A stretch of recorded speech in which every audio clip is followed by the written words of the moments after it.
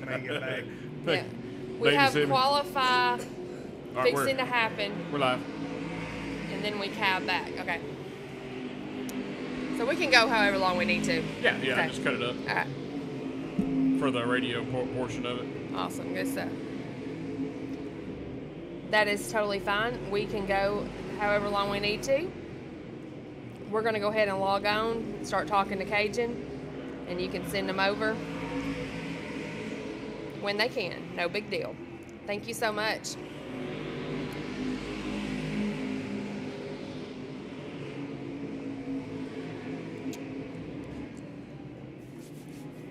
Some folks hop on here. Oh, Quinn's clutch was messing up. They fixed it. Quinn's happy. They fixed her clutch. That's why she came off the track. Well, Was it the cable or? Huh? Was it It says we're battling the clutch right now, stuck in gear, trying to fix it. Yeah, we fixed it. Quinn's. That was Hey, it. run out and check the live feed. See what it sounds like. Will do. Please. I can do that. It's picking up the subtitles, so it should be good. Okay. Should be good. Do you need me to send you that link? I just tagged the Facebook page. All right, when I go before we start for the radio portion, I'll welcome to Everyday Joe Show, and then I'll introduce her. What you drinking? Introduce you, what you drinking. And I'll say what I'm drinking, and then we just kind of roll into it. I need to make notes this show. Oh my gosh, what am I going to do? I don't read them anyway. See, in our studio, I got a TV. It's got a laptop hooked to it, so I got my show notes like on a PDF form, so I can just Yeah, I kind of go through it. Yeah. And then I got a clock over here, and I got the Facebook feed over here, or the YouTube feed where I can reply to comments and whatnot. So I feel like I'm flying blind. We used to, we would do a podcast with 3 other guys pretty often, and we set it up. It was basically the 4 big recliners. Mm-hmm. Oh, yeah. And every time we get in that, I always pick at them, and I would say, look, if I fall asleep, y'all just carry on. Leave me alone. Let me get a nap. Yeah, I'd lay back. I'd always, we would wear the headset. Yeah. And so I'd always have to take my hat off, and I'd wear a regular baseball cap, and I'd put it on there, and I'd always would kick back in that recliner, and I'd pull that mic right here, and I'd sit there, and they would be just going off talking and talking and talking. That's awesome. And they would look and say, Cajun, you're not going to get in on this? And I was like, man, I was almost asleep. I don't even know what y'all talking about. Y'all left me alone for a little bit. It's like that country song. I know. They would have been fine, wouldn't they? They've been all right. Shoot, yeah. I was about to jump in Calico Creek. That's a good song. I like that song. What did I say the name of this was? Heathen Child. Heathen Child. Is that the Heathen Child? Mm-hmm. I thought it was. No, Damage Control. I'm sorry. Damage Control. I was like, They said Heathen Child earlier, and Oh. it's stuck in my head. do you need your cooler over there? Oh, yeah. I can get it. Damage Control. Yeah. You need another one? No. Good. Awesome. We don't Perfect. need more damage control. That's for sure. Don't tell them what you say. Start your engines, everybody. Yeah. Waiting on you to start them. Come on, let's go racing. All right, y'all ready to do this? Waiting on you. All right, everybody, welcome to the Next episode. of the Everyday Joe Show. I'm your host, the Travis Reed. You might have heard me before. There's some on here that Yeah, are. I'll take it. The rest of them are out there racing. Yeah, they're out there Yeah, racing. they're out there racing. Race All right. car. All right, guys, here we are, episode 344. We are in Mobile Studio 11 here at the Nashville Fairgrounds Speedway. You hear that nice little sound behind us?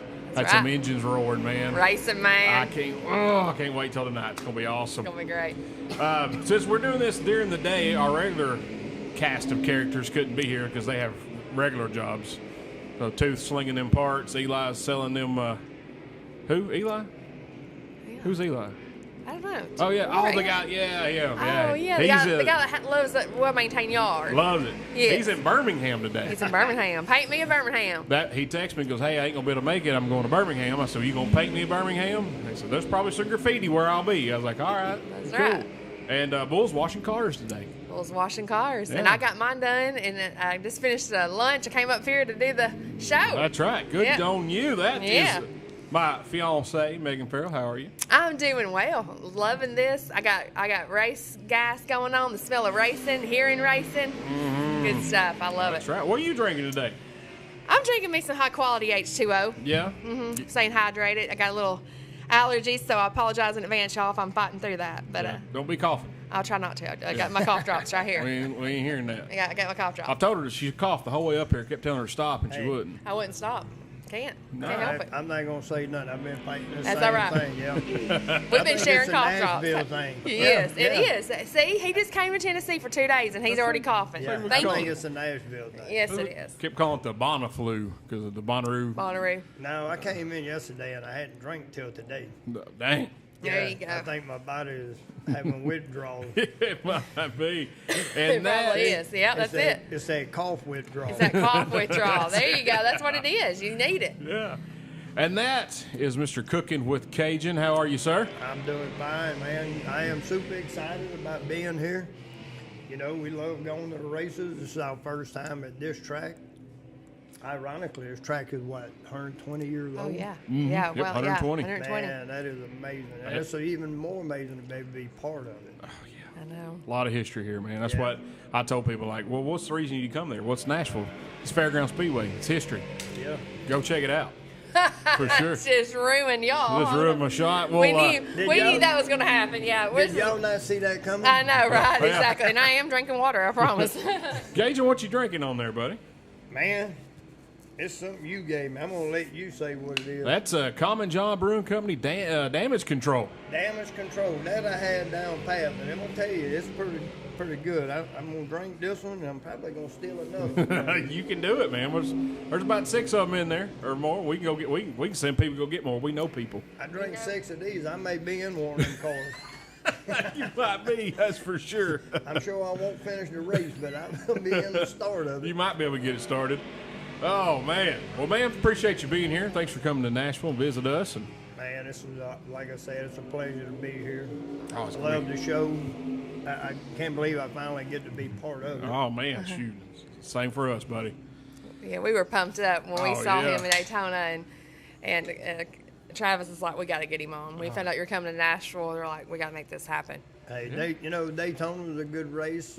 Talladega is a good race, but I got to say Nashville is one of the closest tracks to the house. And like I said, Nashville itself just always a blast. So any good reason to come to Nashville, I'm Yes. probably going to take you up on it. Yeah, there you go. There you go. That's awesome. Yeah. I myself, I got the straight and narrow.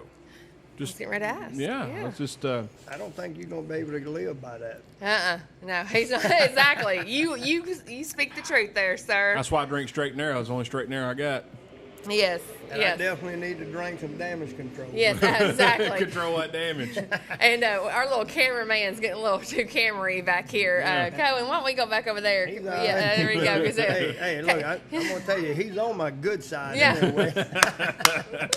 Them close-ups always Oh, come man. in real good. That's right. That's So, right. some exciting news in NASCAR this week. Like Chase Briscoe's going to run the 19 next year. Did you see that? I did see that. Did you see where Christopher Bell slipped up and accidentally said it before they Yeah. announced it? Yeah, That I was telling her about it last night, and that was funny. yeah. And then I didn't show you this last night, but they actually let Christopher Bell introduce Chase Briscoe at the press conference on Tuesday Really? because they were like, "Hey, you don't spill the cat, put the cat out of the bag. You do it." So he finally got to do it when it was time to do it. That was a good play. Yeah. I They thought it ran was with great. it well. Did you see? I know I told you about it. Did you see the social media post that Joe Gibbs Racing put on Twitter? So it had like this door to like this office, and it had like a handwritten sign. It said "Driver's Interview Today," and it was written like a 6 or 7 year old. So first it's Bobby the Bonnet. He sits down. Joe Gibbs on the other side, and Joe Gibbs is like, "Man, what are you doing here?" He's like, "I mean, NASCAR champion, Hall of Famer." He's like, "I mean, what more do you want?" He's like, "Man, we want somebody more up and coming." Bobby the Bonnet was like, "I got better things to do anyway." So he got up and left. So this other kid sits down. He's got a Joe Gibbs Racing shirt on. And he takes his camera out and takes a picture of Joe Gibbs. And Joe Gibbs is like, "Aren't you on our social media team? What are you doing? You're not a driver."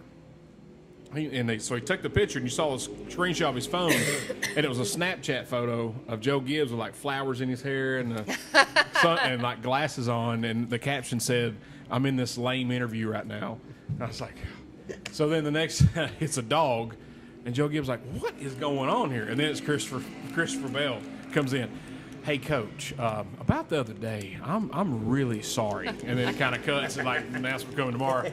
And how they played off on that was just perfect, man. That was so smart. Oh, it was. It's just that You got to own it. and their right? social media team's really good. That's what I was gonna say.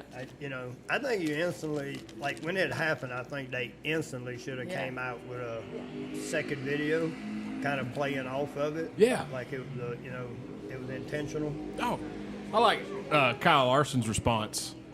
He oh, congratulations, Chase Elliott. I didn't know you was leaving us. And I was like, everybody just getting into it, Yeah. man. That's the way it should be. Don't take it so serious, But I thought that was funny, and so That's right. That was just Miss Gina. She's one of the ones that helps run this track out here, and Yeah. she's going to be getting us some drivers coming up in a little bit. All If they get right. done qualifying. Yeah. Looks like they're getting ready to do that. Good so, deal. That'd be so awesome. we might be having some drivers to interview here with Now- Cajun I'm today. talking about. now's our There you chance to I've got coax a lot our of questions. There you coax go. our way into a car.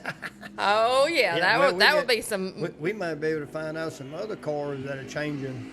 Yes. Before we get them to slip up. That's right. We'll figure out what car they're in. I'll interview them. You go There get you the go. car. There you go. I think it'll work. There you go. Have you ever rode on the track? Yeah, I've ridden on the tracks, on a couple of tracks.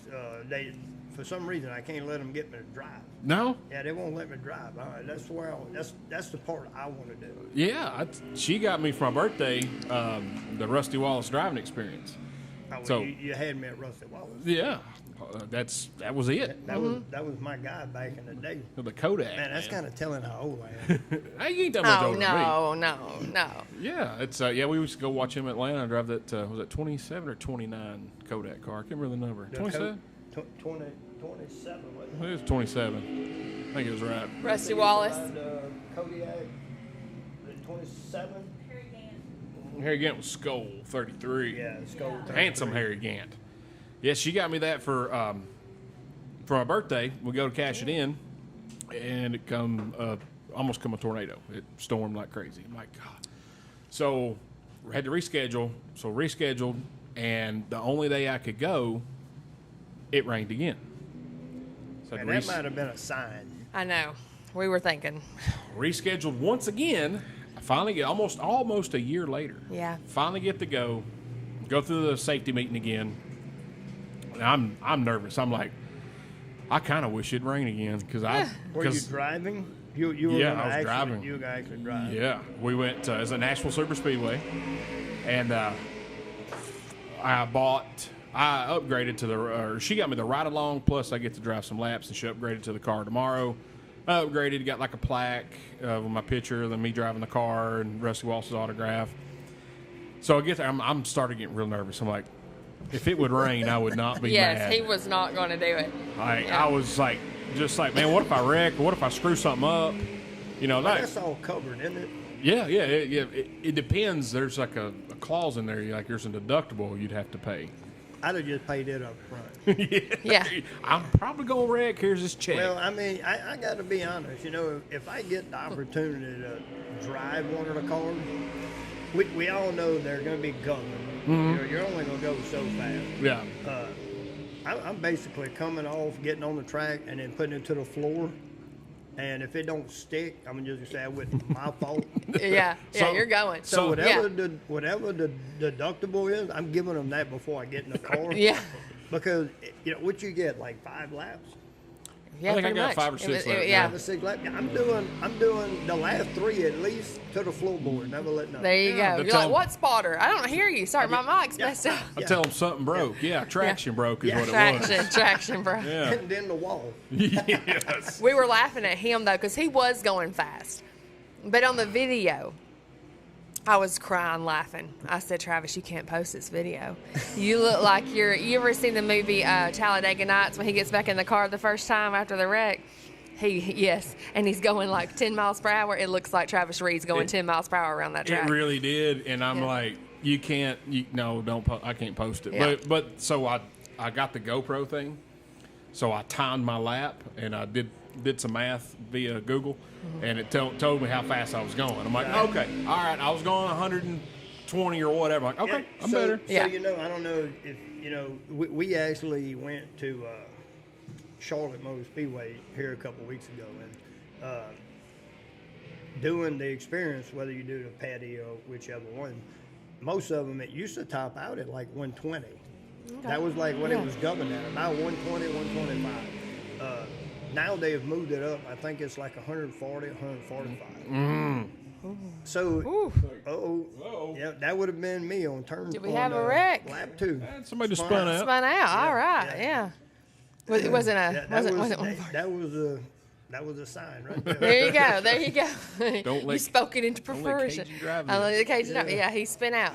Yeah, you could tell, like, the car I was riding in, because I did a ride along, and he went up around the outside wall. And I was pretty much pinned against him. I was just like, oh, my gosh. We were hauling the mail. Yeah. You know why they don't put side mirrors on them cars? Because they're going to hit that wall. Yeah, because the mirrors would not. Exactly right. Yeah. Yeah, so, it don't matter at all. Yeah. So then I get in the car, and I'm like, I saw where he lifted and everything. I'm like, all right, I know how to do it. And I do it, and I'm like, why am I going so slow? But I'm really not. But in my head, because I was going so much faster in the ride-along car, I'm like, why am I but I wasn't going that slow. Well, I always take it, what you're saying is about, like, every time I drive, my wife is constantly screaming, slow down. Yeah. And I'm like, I'm doing the speed limit. Yeah, I'm doing it. Yeah, I'm You're doing it. That's what I'm sitting doing. over there. You're so close to the wall. Yeah. No, I'm not. Yeah, but you feel that way, though, don't when you? you're Yeah. in the passenger seat, it's totally different than when you have what you think or hope is control. Mm-hmm. Yeah. You know what I mean? But Yeah. it is a lot different. Oh, yeah, for sure. Yeah, Like, I would never get on the back of a motorcycle and let them do 100 miles an hour. No. That's too much for me. But if I'm on the bike running it, I'm not at 120, 130. I'm fine. Yeah, yeah. Right. Not on the back out. HOT out, son. I ain't doing it. I get nervous on those go-kart. I get pretty competitive, too. We get pretty competitive during go-kart racing. We go to those, like, putt-putt tracks and stuff, or Gatlinburg. Whoo, man. So if I got in one of those cars like you did, I might pull a Cajun. I might go full throttle, spin out a little bit. Well, they won't let you pass. Yeah. And the spotters, and you can't control. You can't communicate to the spotter. They can communicate to you. And when he told me, he's like, "You got a car coming in outside, and you can't pass on the left. They will not let you pass on the left." I didn't hear what he said, and I'm like, "What do I do with my hand?" I was nervous. I was like, "I'm just getting run over." So I stayed right in the middle of the track, 10 and 2. I was going. Little Dudley Do-Right strikes again. Well, I was supposed to get run over. I was like, I don't know what's happening here. So it's kind of scary. So they won't let you pass anybody else? No.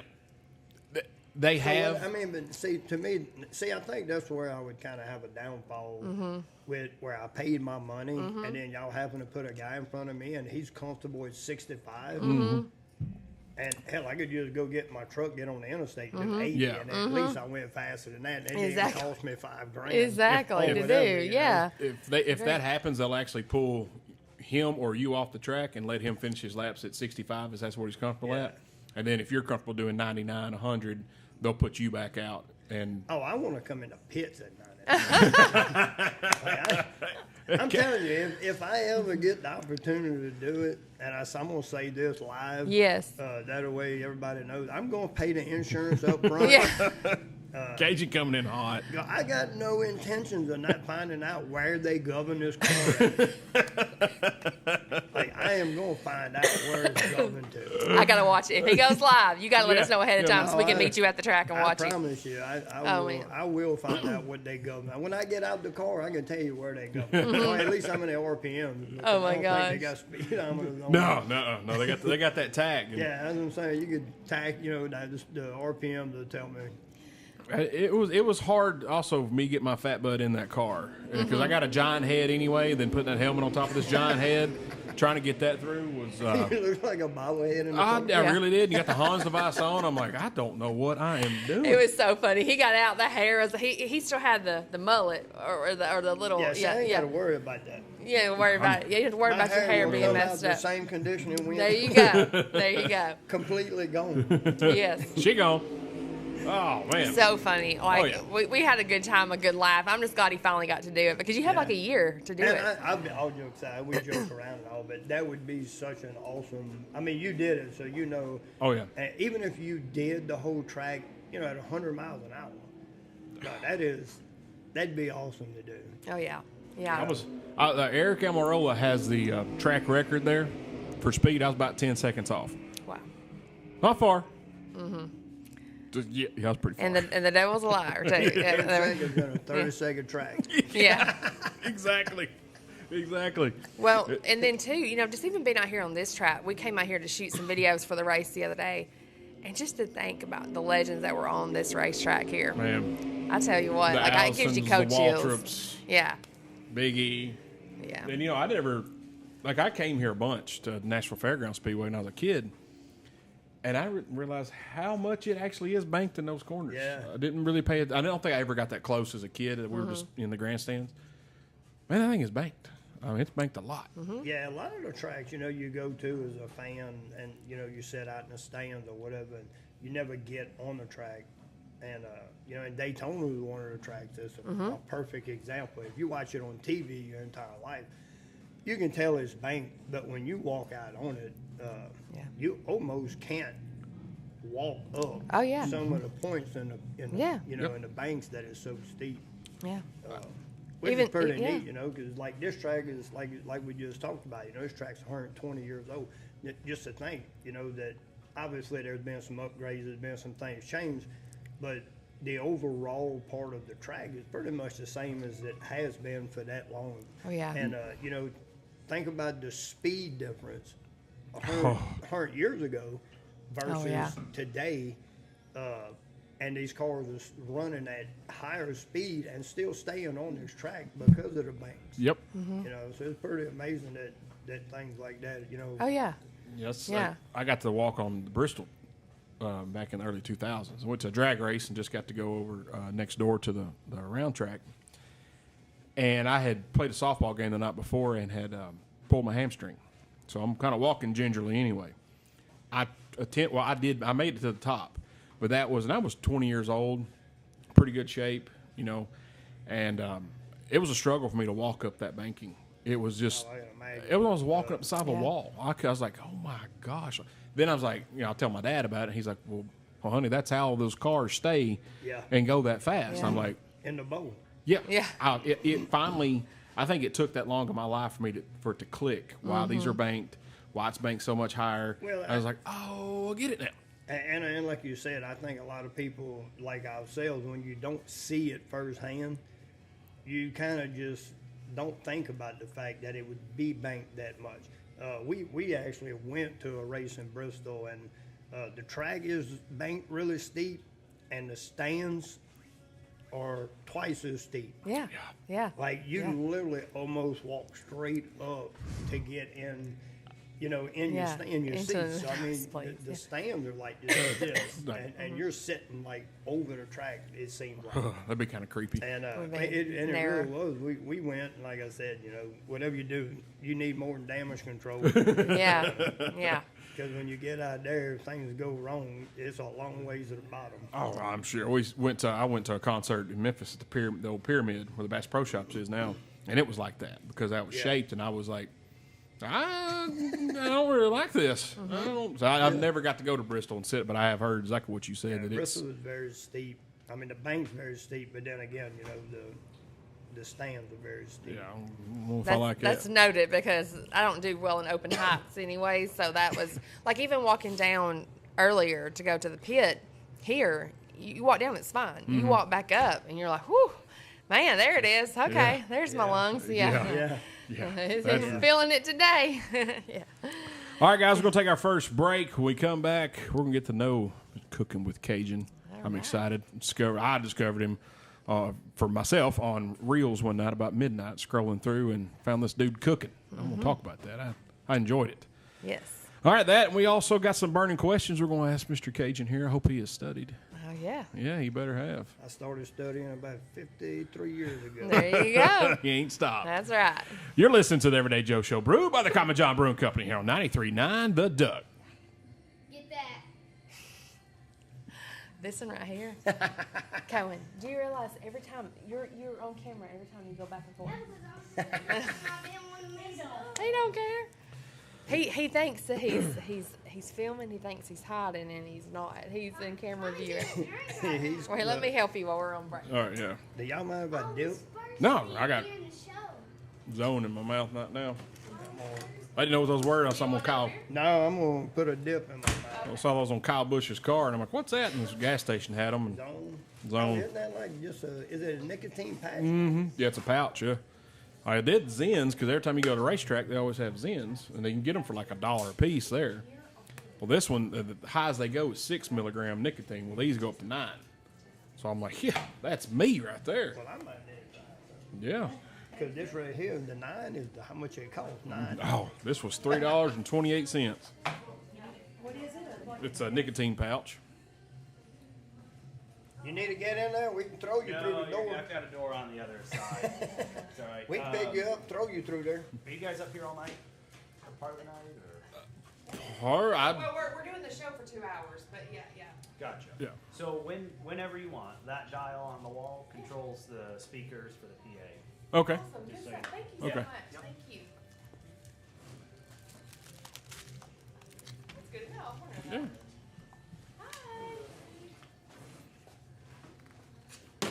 Now, what does it look like? Is it a patch or? It's a, Yeah, just a little like white pouch. they're a pain in the ass to get open though. Oh Lord, yeah. Yeah, you can sit right there and you're totally fine. So they're gonna ask what you need. Nicotine? Oh, you do That's nicotine. it. Oh, okay. Yeah, so they got, I've it's, got my own nicotine. that thing it'll tingle when you put them in too.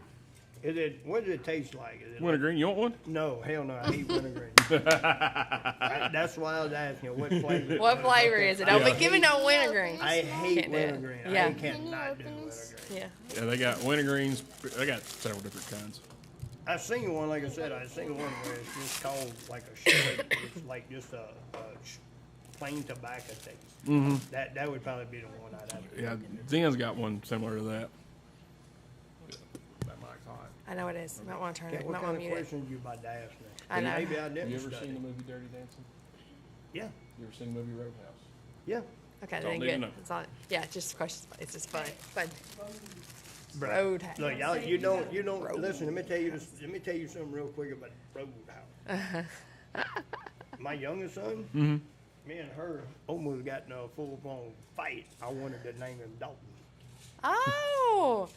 There you Well, go. you know what? Though. You know what this answer's Yeah, going to lead up to. yeah. I have a feeling you know you're going to win again. Have y'all watched the new one? Yeah. Is Yeah. it good? It's all right. It's okay. Yeah, I haven't seen Ain't it. nothing close to that. No. Oh no. It Not was at all. it was a fun movie. No, And- it was. It but- was. And I'll be honest, a lot of people will disagree Yeah. with Yeah. me. I actually enjoyed the Conor McGregor. I kind of enjoyed his character. yes. Yeah. Because I think he just did bring something to the show. To the show. That needed to be there. Yeah. Because you and we talked about this. I was like, you can't do a show where you literally take new actors Mm-hmm. and actresses and literally just mock it. Yeah. Exactly. I agree with you on that. Because then you're comparing it too much to the old show. Yes. Like when you give it a new little some kind of twist where, like they say, like McGregor, you know, and the whole thing. And I think McGregor did an awesome job. I think you did Yeah, too. he He did. did better than I thought. You know, yeah. Yes, I agree with that. I think he did an awesome job at being the same arrogant person he was in the UFC, Mm-hmm. and he took that to the camera, and I think it Yes. worked really well Like for him. like it was himself turned up to about 20. Yeah, I mean, you know, and that's the thing. Like McGregor got in the UFC, really with no more potential than anybody else. Yeah. You know, he was good, but he wasn't like that guy that was worth what he ended up being worth. But his attitude and then winning the fights and backing it up just put him in a whole different level. Oh, yeah. Because you got people like John Jones that has never lost a fight, and he has never had the height that McGregor's had because McGregor runs his mouth. Yep. And he plays Yep. the character Yep. and then backs it up, so it just exploded. It People flowed, wanted right. to go see it. Yeah. They Yep. want to go see him talk shit. Yes. And then half of them was hoping he'd get beat just so that they could say, finally somebody's going to shut him up. Yeah. Nobody could shut him up. Nope. Nope. And Not so at all. I think it worked so perfect in both ways. Yeah. Oh, I That's- agree 100%. And then you had the, what was it, Mike Tyson, and who was it, Logan? Was it Logan Paul, or is it Jake Jake. Paul? Jake Paul and Mike Tyson, they were going to fight not Oh, too yeah. long ago. Did whatever happen? Did they It ever got find out what canceled, but I don't know happened? why. Yeah, but Mike had health issue. Is he But, okay? Yeah, Mike Tyson ended up having some health issues, Yeah. and Jake Paul actually canceled it. Oh, wow. Mike Tyson wasn't going to cancel, but Jake Paul canceled it because he said he just, he knew Mike Tyson kind of wasn't going to cancel it because he didn't want to be the one that canceled. So Jake Paul canceled it and said, he said he had way too much respect for Mike. To wanna just fight him follow when through, he's not hurt, like, just to when he's follow hurt. through, and then something major actually I agree happened, with you on that. and he got hurt. All right, y'all ready? Yeah, we're ready. We're going to make a live, okay? All right, guys, welcome back to the Everyday Joe Show, brewed by the Common John Brewing Company here on 93.9 The Duck, episode 344. We got Megan Farrell, Cooking with Cajun, me, the Travis Reed. So, Cajun, Bubba, tell about where you from. Well, originally from Louisiana, and we moved to North Arkansas about 8 years ago in Ozark Mountain. Ozark Mountains. Nice up there. Beautiful up there. Yeah, that's for a sure. whole lot cooler and a whole lot less mosquitoes. I bet. I bet that is for I sure. bet. I got a buddy. He's from, God, what town was it?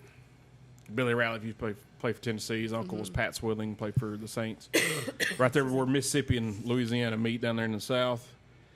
He said, like, the humidity up here, he's like, it's horrible. He said, but down there, he's like, it Another is level. gross. Yeah. Oh, yeah. I mean, I've watched, when I lived in Louisiana, I've watched people, I've done it myself. You'll be outside cutting your grass, and it gets that dust dark, and you just kill your lawnmower right where it's at and run for the door. You're like, I'm done. Yeah, I ain't I doing mean, it. you can't even try to get the lawnmower back, to your shop or nothing. You just kill it and leave it. It's like smothering, isn't it? Like Yeah. the humidity's so Yeah. bad. Well, and the Yeah. mosquitoes. Yeah. Oh, Yeah, I when it bet. starts getting dust dark, Yeah. I mean, small children may disappear. Oh, yeah. Yeah. Small children might disappear. That's true. That's pretty bad. Goodness. So, of course, you got the Instagram, the TikTok, the Facebook, Cooking with Cajun. Where did the love of cooking come from? Man, for the most part, growing up as a young kid, going in the woods with my dad, my uncles, cousins, and everybody else, brother-in-laws. I'm the youngest of 7. So, going with all the brother-in-laws and, like I said, the family, and going out in the woods, and that was just kind of a way of, cooking on an open fire. And, Right. My grandmother on my dad's side, she was born in 1910, so her way of cooking was a lot older fashioned, a lot different. They lived more off the land. So it was just a passion of mine, pretty much my whole life. And then coming into adult life, I had the opportunity to travel parts of the world and kind of interact with people that cooked in a different culture. And then even when I came back and, worked just in the States, I worked with a lot of different people from different cultures. And again, I got to interact with cooking at a campground, having an open fire. They came and cooked some of their dishes from, wherever they were from, their regions. And just the love of the difference in food, but how similar it actually is when you stop and look at it. So it was just always a passion, but I think it always went back to the roots of, like, when my dad and all of my family were cooking on any day of the week or weekend, the whole family came. Yeah. And Yeah. so when I was pipelining, I took that same thing. If I was off on a Sunday, I'd build a fire outside, I'd gather pots, I'd cook. My kids would come outside, my wife, the neighbors that That's worked with us. Yeah. And it was like you drew people in. So food just always brought people together. Yeah. And that just always, to me was like a beautiful thing, that you could take almost a total stranger and you could sit outside with a fire and a pot and you could have them come over and hang out for 2-3 hours and become friends, Yeah. And I thought, food is the only thing that I believe could do that. Yeah, I agree with you on that. that's everybody's common ground's food. Yeah. Gotta have it. So I mean, it just that was just the love for it, and then quitting pipelining and quitting traveling, and we moved to Arkansas, and I kind of wanted to get back to my roots, and just show people, no matter how rich or poor you are today, your ancestors did this at one point in time to get us where we are today. Right. And it's not that we don't have a full kitchen at my house, but it's the pleasure of getting out there, enjoying myself, cooking, Yeah. and showing people, a way to bring your family together. You can get everybody involved. If you're Yeah. cooking on a stove and you're cooking with 3 or 4 pots, you can maintain them. But if you're cooking outdoors with coals, it's nice to have help, and it can be your 7, 8-year-old granddaughter, Yeah. son. You can have them go and just stir a pot, do something, and they get involved. They hold a bit of firewood. It's just I think it's just something that brings people together, and I think it's a unique way of cooking and showing people a different thing to do. I like that. That's a good answer. Because it does. I mean, you could, I know my neighbors, when they fire up the grill and they're cooking ribs, I want to go over there, but like, hey, what are you cooking? Yeah. I got some sides, Yeah. when I got cold beer. Yeah, that's right. I got them. And I know I've told the story on the show, and I told him this when I discovered Cajun. I said earlier, scrolling through Facebook Reels about midnight. Got to go to work the next morning, and I see this guy out cooking outside. And he's like, "What we cooked today?" I'm like, "What did you cook?" All right, you got me. You got me there. I'm going to listen. And I think it was red beans and rice is the first video I saw. So you're cooking that, and then it maybe has some steak tips possibly. And when I see the plate he's using, I'm like, I got the same plate in my kitchen because Yeah. he's using paper plate. I'm Right. like, this is my guy. These are my people. And then I did the whole reveal. I'm like, I'm salivating at this time. I've done 8 supper. I'm ready to go to bed. And I see, I'm like, oh my gosh, what is he pulling? Then we get to the cornbread. And my grandmother, I pretty much lived with her most of my young life, me and my mom. And we would have cornbread every meal. Yep. And it was always out of a cast iron. Well, you had that cast iron, you took that big old lid off, and I was like, oh my gosh, that cornbread looks fantastic. And you was like, my favorite cornbread. Yeah. And I was like, oh, where does this guy live? I want to go eat right now. But that got me hooked. And then I'm like, all right, let me follow this guy. And I get up, and I just start. I was up seriously till about 2, 3 in the morning watching videos, watching them over again. I'm like, well, what's that? How can I cook that? And I'm like, I was enamored with it. It was great. And I'm So, sure I subconsciously knew him before I met him because Travis loves when he watches videos in bed to put that volume all the way up. I'm like, I'm going to kill this man, I swear. So, yeah, usually what he watches, I watch subconsciously in my mind. And Yeah. I was probably dreaming about cornbread before I met Cajun. So, So where did the video and this cooking, where'd that idea come about? So really, the idea came. We bought this land prior, a couple of years prior to moving there, and when we did decide to move, long story short, I basically wanted to build everything from the ground up myself. I kind of wanted to go back as far back old-fashioned as I could. So we milled the lumber, we did Dang. everything, we built everything, and in that, it became just one of those things where every Sunday, if my kids were over or we had friends or somebody, I would go outside and I'd cook, and we would all just hang around. And so my oldest son came over one day, and I think we were sawing lumber or something, and every time I looked up, he was on his phone. Now, at this point, you got to realize I've got no social media. Right. I think I might have still, just got an iPhone. I had a flip phone a week before. And I love it. He's on his phone. Every time I look up, he's on his phone, and I finally just asked him, I was like, man, what is on your phone that, mine has phone numbers. Yeah. Like, are you calling people or what's going on? And he's like, no, I'm watching videos. And I'm like, what? And he goes, I'm watching TikTok. And I said, well, what's a TikTok? And he goes, oh, it's an app you download. And so anyway, he downloaded it on my phone. And the next day I go out and cook, and he makes a video. And he puts it on my TikTok that I didn't know I even had. Surprise. Yeah. Surprise, and, surprise. So I click on it the next morning, and I instantly go over there and I said, I think you broke my phone. Like, everything on that app is just red and lit up. Like, it's all 99. And he goes, Dad, you got like 1,200 followers. And I'm like, is that good? And he goes, I've been on here 3 years. I got like 42 followers. So again, Me too. We just started. Every Sunday we cook. We cook more, but like I said, it's hard to do as much as people would like because we do cut out firewood. We still milling lumber and building and adding and I taking love that. care of the Pretty much animals. homesteading out there. Huh? You're pretty much homesteading out there. Yeah. Well, So, they I collect mean, rainwater, everything. and, So we take care of the animals, and you're constantly gardens, greenhouse. You're always doing stuff, and so. Like a lot of nights, I think people think we eat these big meals every day, and actually we cook big meals because we may eat that meal for 2 or 3 days. Yeah. And, so we made, a lot of times, we may literally only cook 2 meals a week. Dang. You know what I mean? Yeah. And we stretch them. And that's why a lot of the meals that you look at, like what I cook a lot of, in the older days, especially in like, I speak in this sense because it's what I know more of, but like the Cajuns and Louisiana people, they planned meals that would last 2 or 3 meals.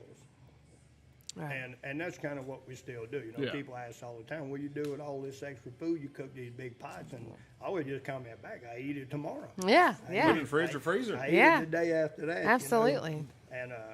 And like this time of the year especially, who wants to get out and cook over an open fire when it's 102 outside? No, not 6-7 days in a row. No, sir. I'm out.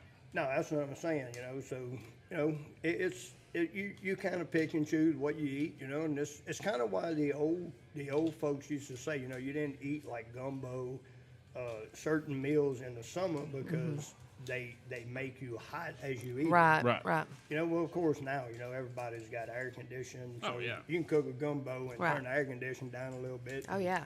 You can enjoy, chili, Yeah. gumbos. There's no really seasonal anymore for it. But when you're outside with open fire, gumbo takes, for me anyway, to cook it right, takes 4, 5, 6 hours.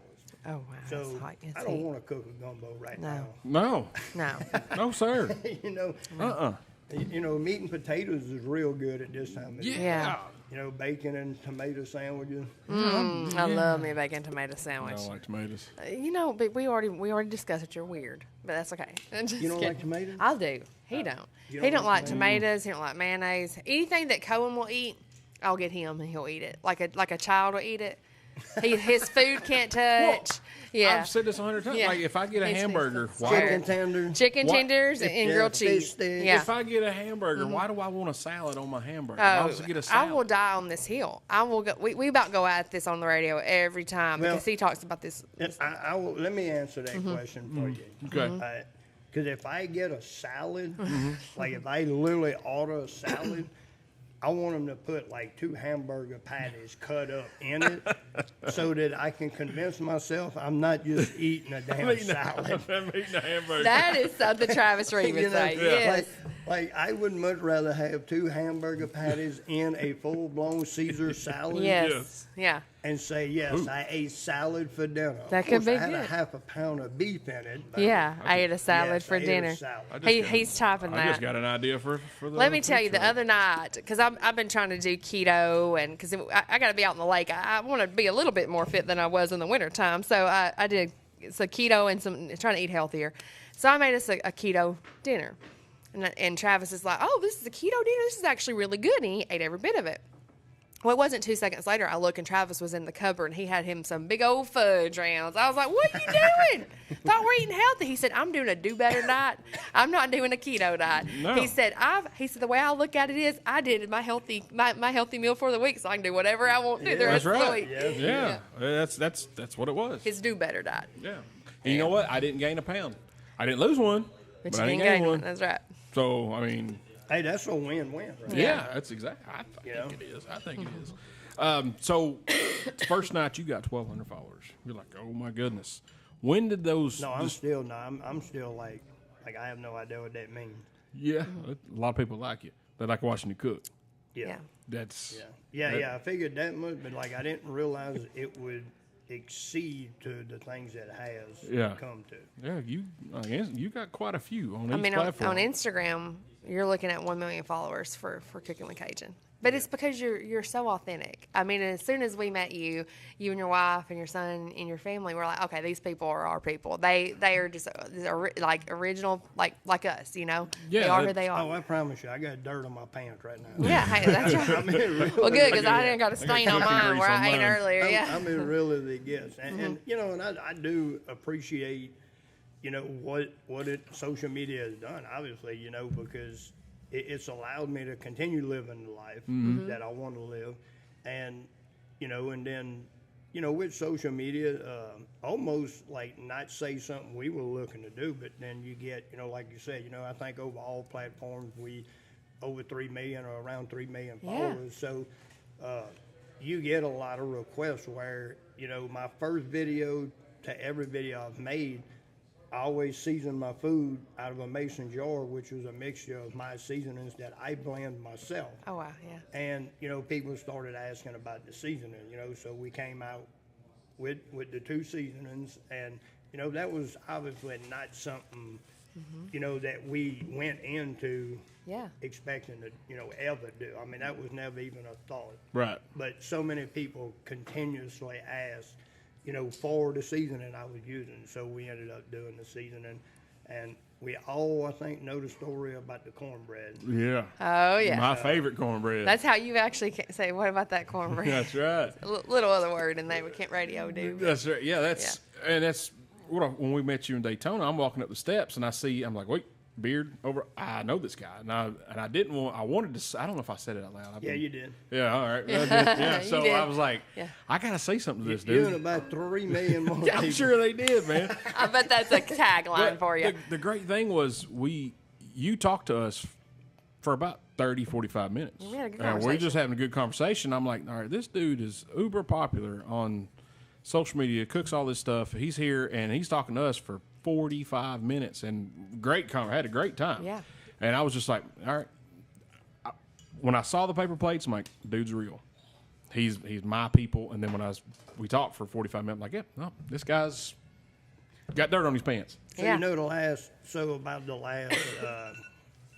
last 10 or 15 videos I've done, I've not used a paper plate. Really? Oh man. Yeah, now I'm using a homemade wooden plate. Okay, I'll take that too. We'll take that yeah. homemade wooden. That's Yeah. good Those stuff. aren't easy to make either. No, well, I had a guy.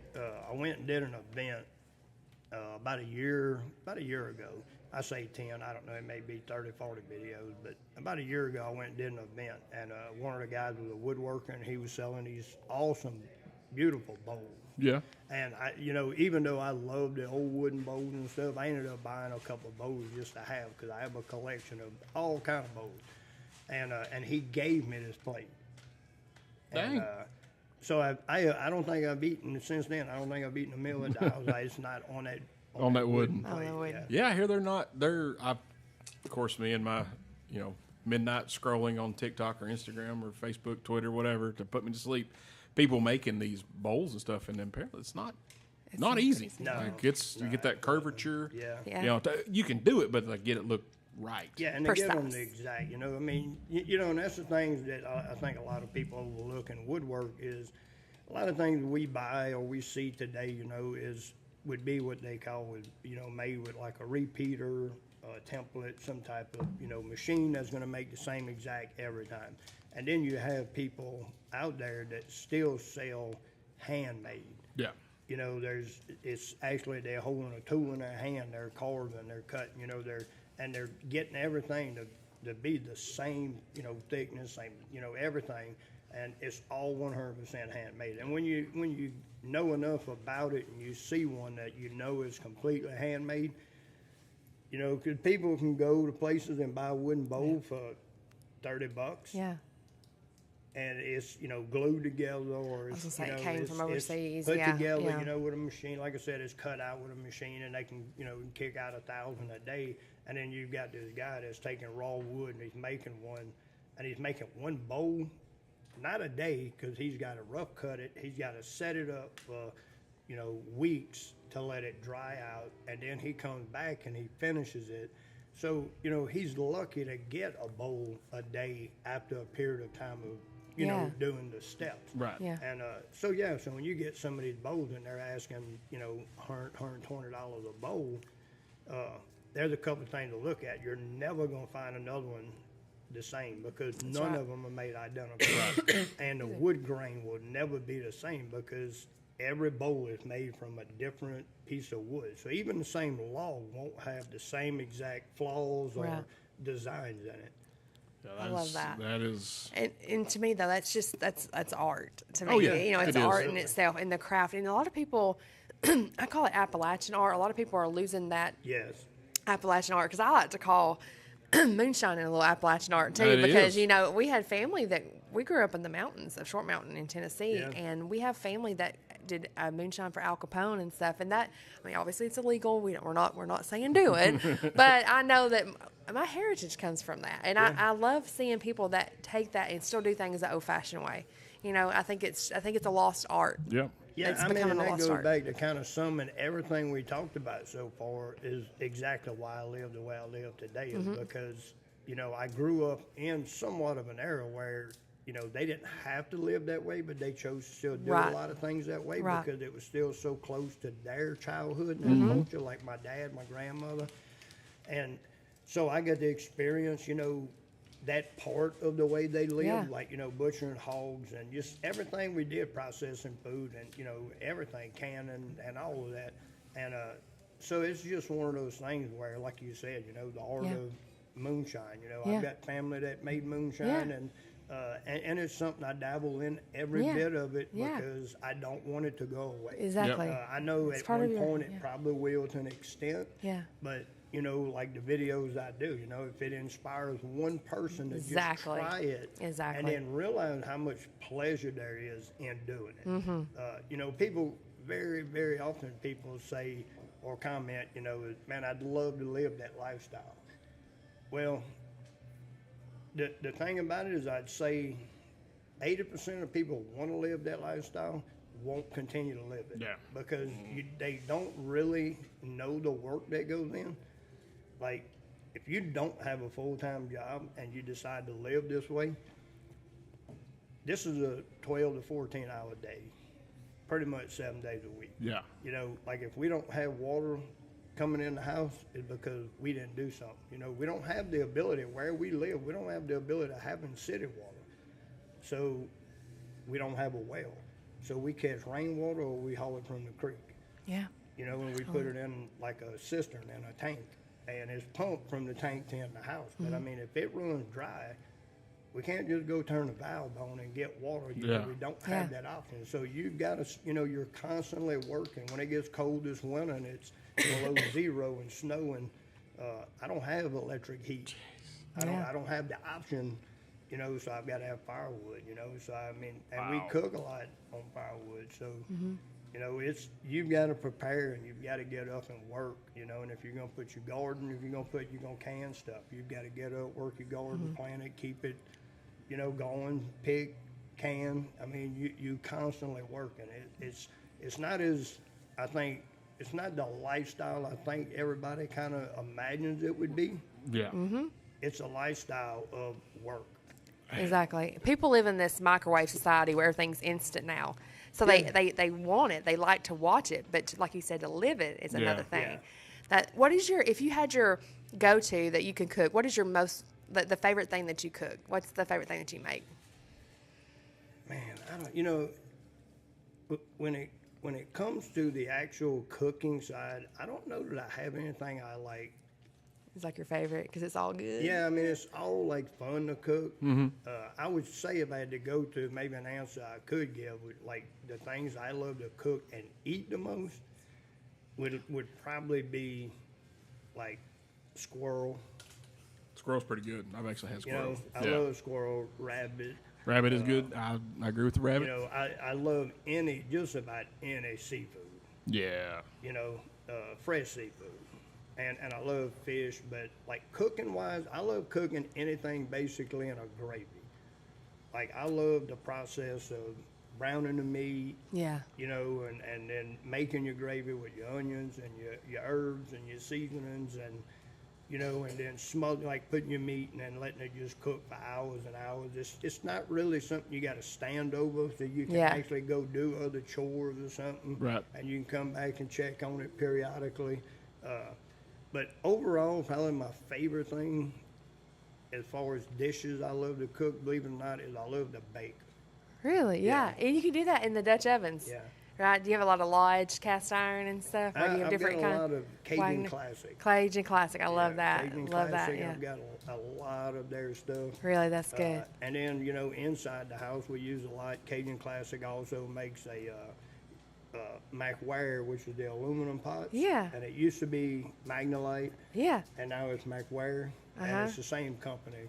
That's awesome. Yeah. So, yeah, we use a lot of their products. They're, like I said, price-wise, they're really good, and they hold up. And a lot of the pots and stuff I have are old pots that I either inherited Yeah. or I bought it at yard sale, flea markets. Look, That's if where you I'm get the going good down ones. the road and you're having a garage sale, and you want me to stop, just put cast iron out in front, Just for the front. and I am slamming the brakes and coming back to you. Yes. Locking them I don't down, blame son. you. Don't look, 'cause That's you right. never know what you're gonna find. Yeah. Oh, Yeah. that's for sure. I'm a yard sale thrift junkie. I love me a good yard sale. Oh, me too. My Yeah. wife, she says I'll probably go bankrupt one day because of the flea market. Well, when my daughter started working at the Goodwill, we're both like, yeah, Yeah. discounts. Yeah. Goodwill. Let's Let's go. go. Yeah. Yeah. What's the favorite thing your wife makes you cook? Does she have a favorite dish you make? That I cook for her. Yeah. I don't know. What would be your favorite dish?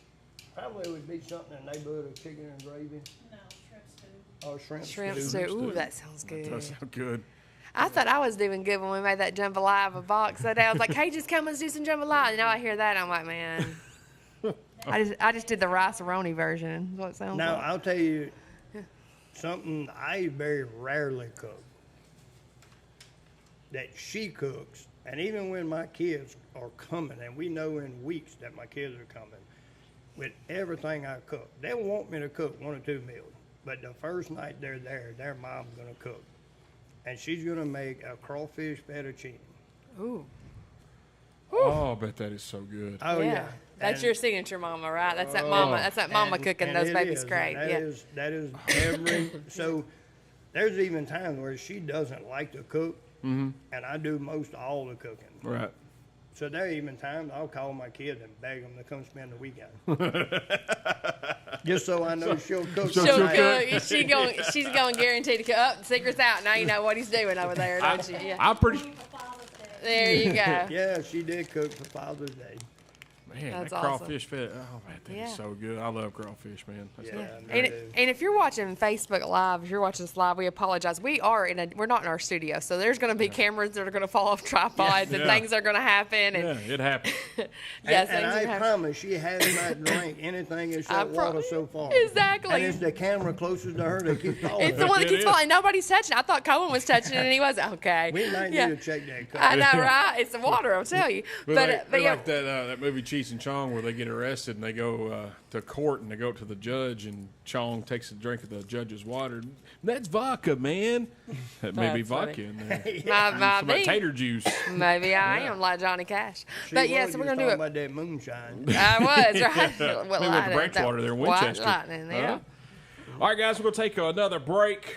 We come back. We got more cooking with Cajun. And I think we got somebody from the race car track. Not one of the drivers yet, but we got somebody with the track wants to come in well, and talk. tell 'em Say, come on say a in. little We'll- spiel with you. We'll Yes. talk to him. You're listening to the Everyday Joe Show, brewed by the Common John Brewing Company here on 93.9 The Duck. Quack, quack. Get the app. Get the hat. Listen, we got him trained well. I don't know if it- Mics are still hot, but we're not on radio right now. Correct. Correct. You're still alive, huh? Yeah, yeah. Hey, Yeah, why 'cause- are y'all talking about Logan Paul's brother? Because, yeah, as we used to when we were live on the radio, we would just leave it live. We had 3-minute breaks, and then now we tape and we're on Saturdays because we switch stations. So now we just live, and I just take the. How did you get on your phone too? I just did. I just take and cut the audio and trim it down. For those that can't see me, maybe they can hear me trying to get a beverage. Yeah, I'm gonna let him sit here. yeah. That's fine. We turn that mic on over there. I'm gonna hop off the camera. Okay, Cohen, I need you to stay away from Yeah. Better go this way because. Do you have a headset or? No, No, that's we okay. don't. No, on this one we don't. Yeah, we just got mics on, and Nice to meet you. Travis Jonathan Reed? Ramos. Jonathan Ramos? Yes. Oh, yeah, I saw your video on Twitter. Yeah, Yeah. tell him what you do with the track before we go back on. Yeah, so I announced for the You're a track. PA announcer, right? Yeah, PA announcer through Racing America, the Track TV. I also follow Track Enterprises to different tracks, like we'll go to Milwaukee Mile, go up to Anderson. So moved here from Miami, Florida to Oh, be a wow. broadcaster, and Oh, okay. it's moving. There you go. It's working. See? I went to What school part to of be. Miami? Palmetto Bay. She lives in the Kendall area. Really? Yeah. Wow, that's awesome. I recognized Kendall right away. I played football there. That's awesome. I got family in Homestead out there. Really? Yeah. I went to school in Homestead. Really? Did you? About a mile from the racetrack. Really? What year did you graduate? 2019. 2019. Okay, so you probably Holy don't know. crap. Yeah, I was gonna say you probably don't know my cousins, but yeah, they still live in Homestead. Really? Yeah, that's pretty cool. Yeah, Small I world, used to right? see the racetrack every single day when I went That to is school. so cool. Small world. That's amazing. That's cool. But we're getting ready to come back from our break. But Sweet. Did I just leave it right here, or do I move it? you're good. Let me turn it up the volume right quick. Go ahead. Talk in it right quick. So you Mic check, mic graduated- You graduated in, when you said 19? 2019. 2019. Yep. I retired in 16. Really? That's cool. Living his best life. Yes, yes. Which I retired fairly young. I think I was 47. 47. Yeah. That Oh, is cool. That young, means isn't it? I get to retire in 2 years, Oh, right? honey, no, you do not. Yeah. Yes, yes. He's got jokes, everybody. Yeah. He's Yeah, I got was going to jokes. say, if That's you're right. going to retire, do like I did. Retire at 47 and move out in the woods. There you go. Buy a sawmill Yes. and go to building. Go to Or- building and let it go live and then have 3 Hey, million I've been there followers like 8 Cajun. years and I'm still building the house. There you go. Brick by brick. Or wood by wood. We ready? Yep. All right, guys, welcome back to the Everyday Joe Show. Brewed by the Common John Brewing Company here on 93.9 The Duck, episode 344. Megan Farrell, Jonathan Ramos. Cooking with Cajun, me, the Travis Reed. Had somebody run in on us here. We got somebody in the We hot do. seat here. We don't do. We are at Yeah. a racetrack. Things happen fast. That's they right. do have Yes, some they fun. do. All right, so tell everybody who you are and what you do here. Yeah, so I'm John. I broadcast at the National Fairgrounds Speedway. One of the announcers up there alongside John Nix came to the fairgrounds around 2022 when I moved from Miami, Florida to start the broadcasting career. And now it's not just broadcasting at the National Fairgrounds Speedway. I'll go up, run Jeg Series All-Star Store events, whether it's Milwaukee Mile for ASA Stars. I'm all over the place now. I love it. Didn't originally want to be a broadcaster. Growing up, I just fell in love with racing. NASCAR had the championship at Homestead Miami Speedway. And ever since 2009, we've been going every single year. Really got me into it. Did not get out of it, the racing scene. And finally, I just told my parents, I was like, well, we definitely don't have the money for racing, but I know how to talk about racing. Right. There you So, go. I know how to do it. Yeah. oh yeah, talk once about the it. opportunity came to come up to Nashville, I just bought in. Awesome. How long have you been here? Since 2022. Middle of 2022. 2022, so May 2022. Oh, man, awesome. Liking pretty Nashville so awesome far? there. Oh Yeah. yeah. I love Nashville. At first, I was kind of worried because some people were telling me, "Hey, you know, the culture's a little bit different down in South Florida than it is up there." And I actually moved to a town just north of Nashville, Hendersonville, Tennessee. yeah. And some people were telling me, "Oh, that's small town," and I'm like, "Okay, that's fine." And at first, it felt more small town from where I grew up. Yeah. But I quickly just adjusted, and I love it there. Honestly, I couldn't ask for anything different. That's awesome, man. From Miami to here, it's like different cultures. That's different countries. Oh, Yes, yes, it is. It is. It's totally It's different. not the South. It is not the South, and it will never be the South. And Yeah. I come here to Nashville, and I'm just in love with it. Yeah. Yeah, I saw a thing on Twitter the other night. It had like the map of the United States and like the region, and it had like the South was like Tennessee, Yeah. Alabama, or deep Alabama and Georgia, Mississippi was deep South, and then Florida was just Florida. Yeah. That wasn't yeah. considered the South. So my family actually moved to Sebring, and over there they call it real Florida because there's a lot of people from South Florida that moved there. They're like, no, this is real Florida. Down there, we don't even know. No, I this- guess it's just Miami. Yeah. This is where Florida man lives right here, real Florida. Real Yeah, Florida. Yeah, you excited about this race tonight? Oh, 100%. We got a Yeah. great field of guys. The drivers have been electric since testing last week. Josh Berry seems very excited.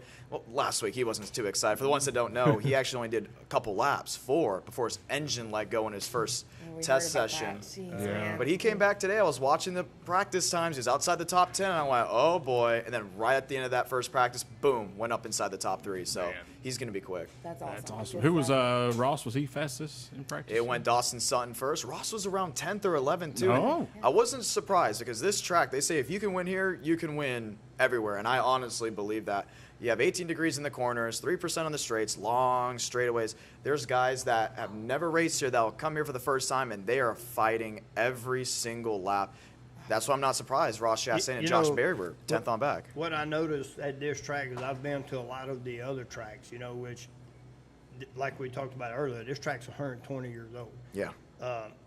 What I've noticed here is the cars, they're running really good speed here. And it is a smaller track. It's a short track. But when they come into the corners versus like the big tracks, they almost have to come in and drift for a certain amount of time. You can't just stick the bank and get around. So, like you said, you basically have to fight the car.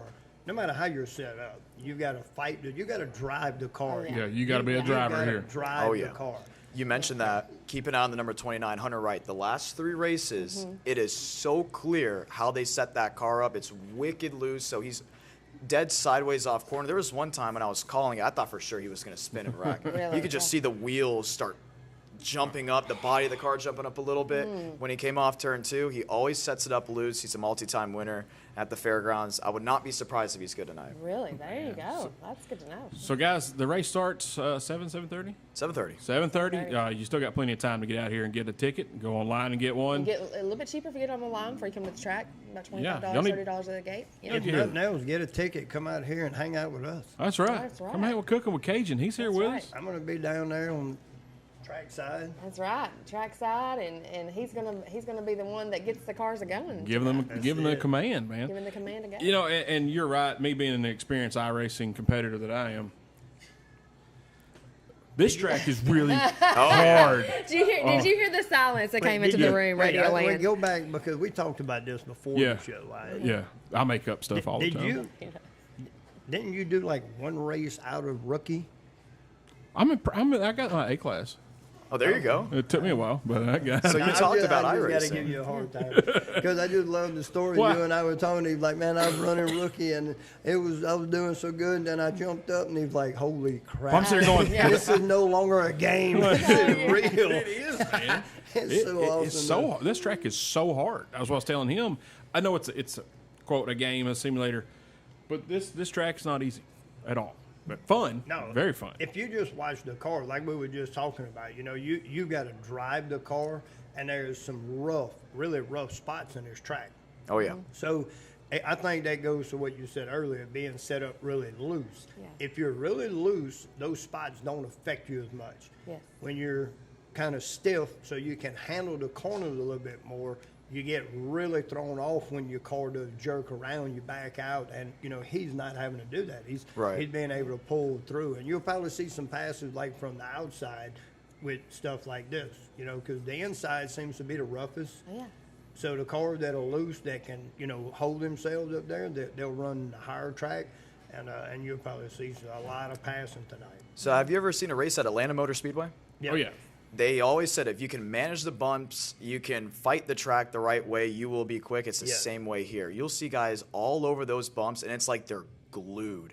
They'll get up to that second groove at times, and actually in 3 and 4, you want to be in the first groove or maybe half a groove up, and 1 and 2, they will be wheel to wheel. Sometimes they'll get around the outside to try to squeeze the competitor on the bottom from getting the run off exit. Right. So they'll just be right there up near the outside wall. It's awesome. It's exciting. You mentioned iRacing. I actually started my broadcasting career on iRacing. Did you really? Yep. That's awesome, is man. Bedroom in Miami, Florida. Oh wow, dude! Yeah, I don't think I've ever been in one that had. I'm not that good, so I haven't been in one that was actually broadcasted. I was. I mainly did legend cars. That's how I got up. That's cool. Yeah, no, I mean I did the late models and a couple of the cups, but I do have A-class license. Would you won state? Hey, we were just- I would have won state. Okay, Uncle Rico back from That's Napoleon Dynamite came Wait, and we sat down were with just us. talking about doing like the Richard Petty and the Rusty Mm-hmm. Wallace, and you actually drove, or is that the only time you ever drove when you did? That's the only that's the only time I ever. I mean, Yeah.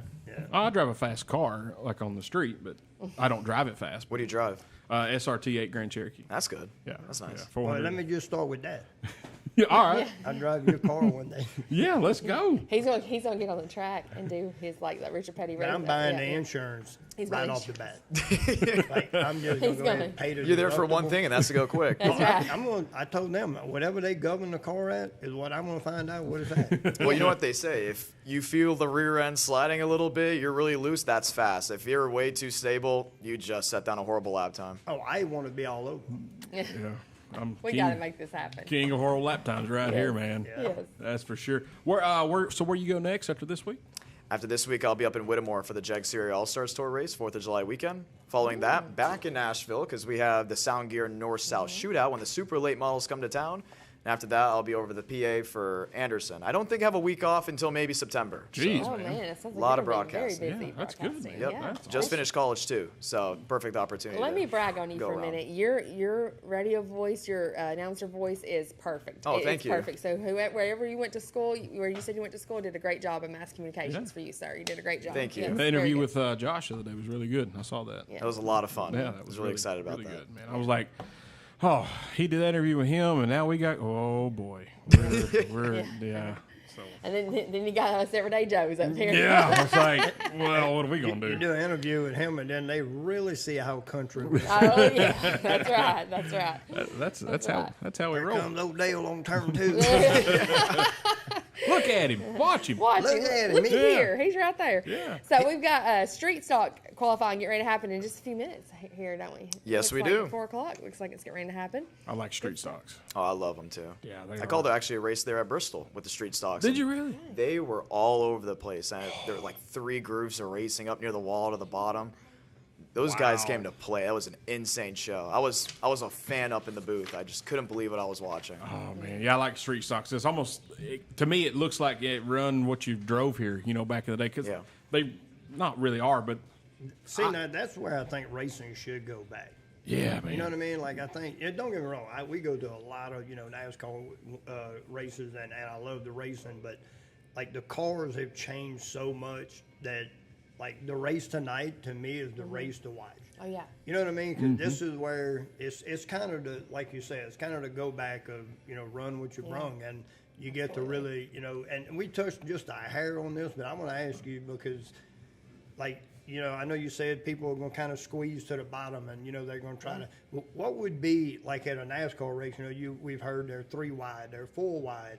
Like, what would be insane here tonight? If they get 3 wide here, would that be?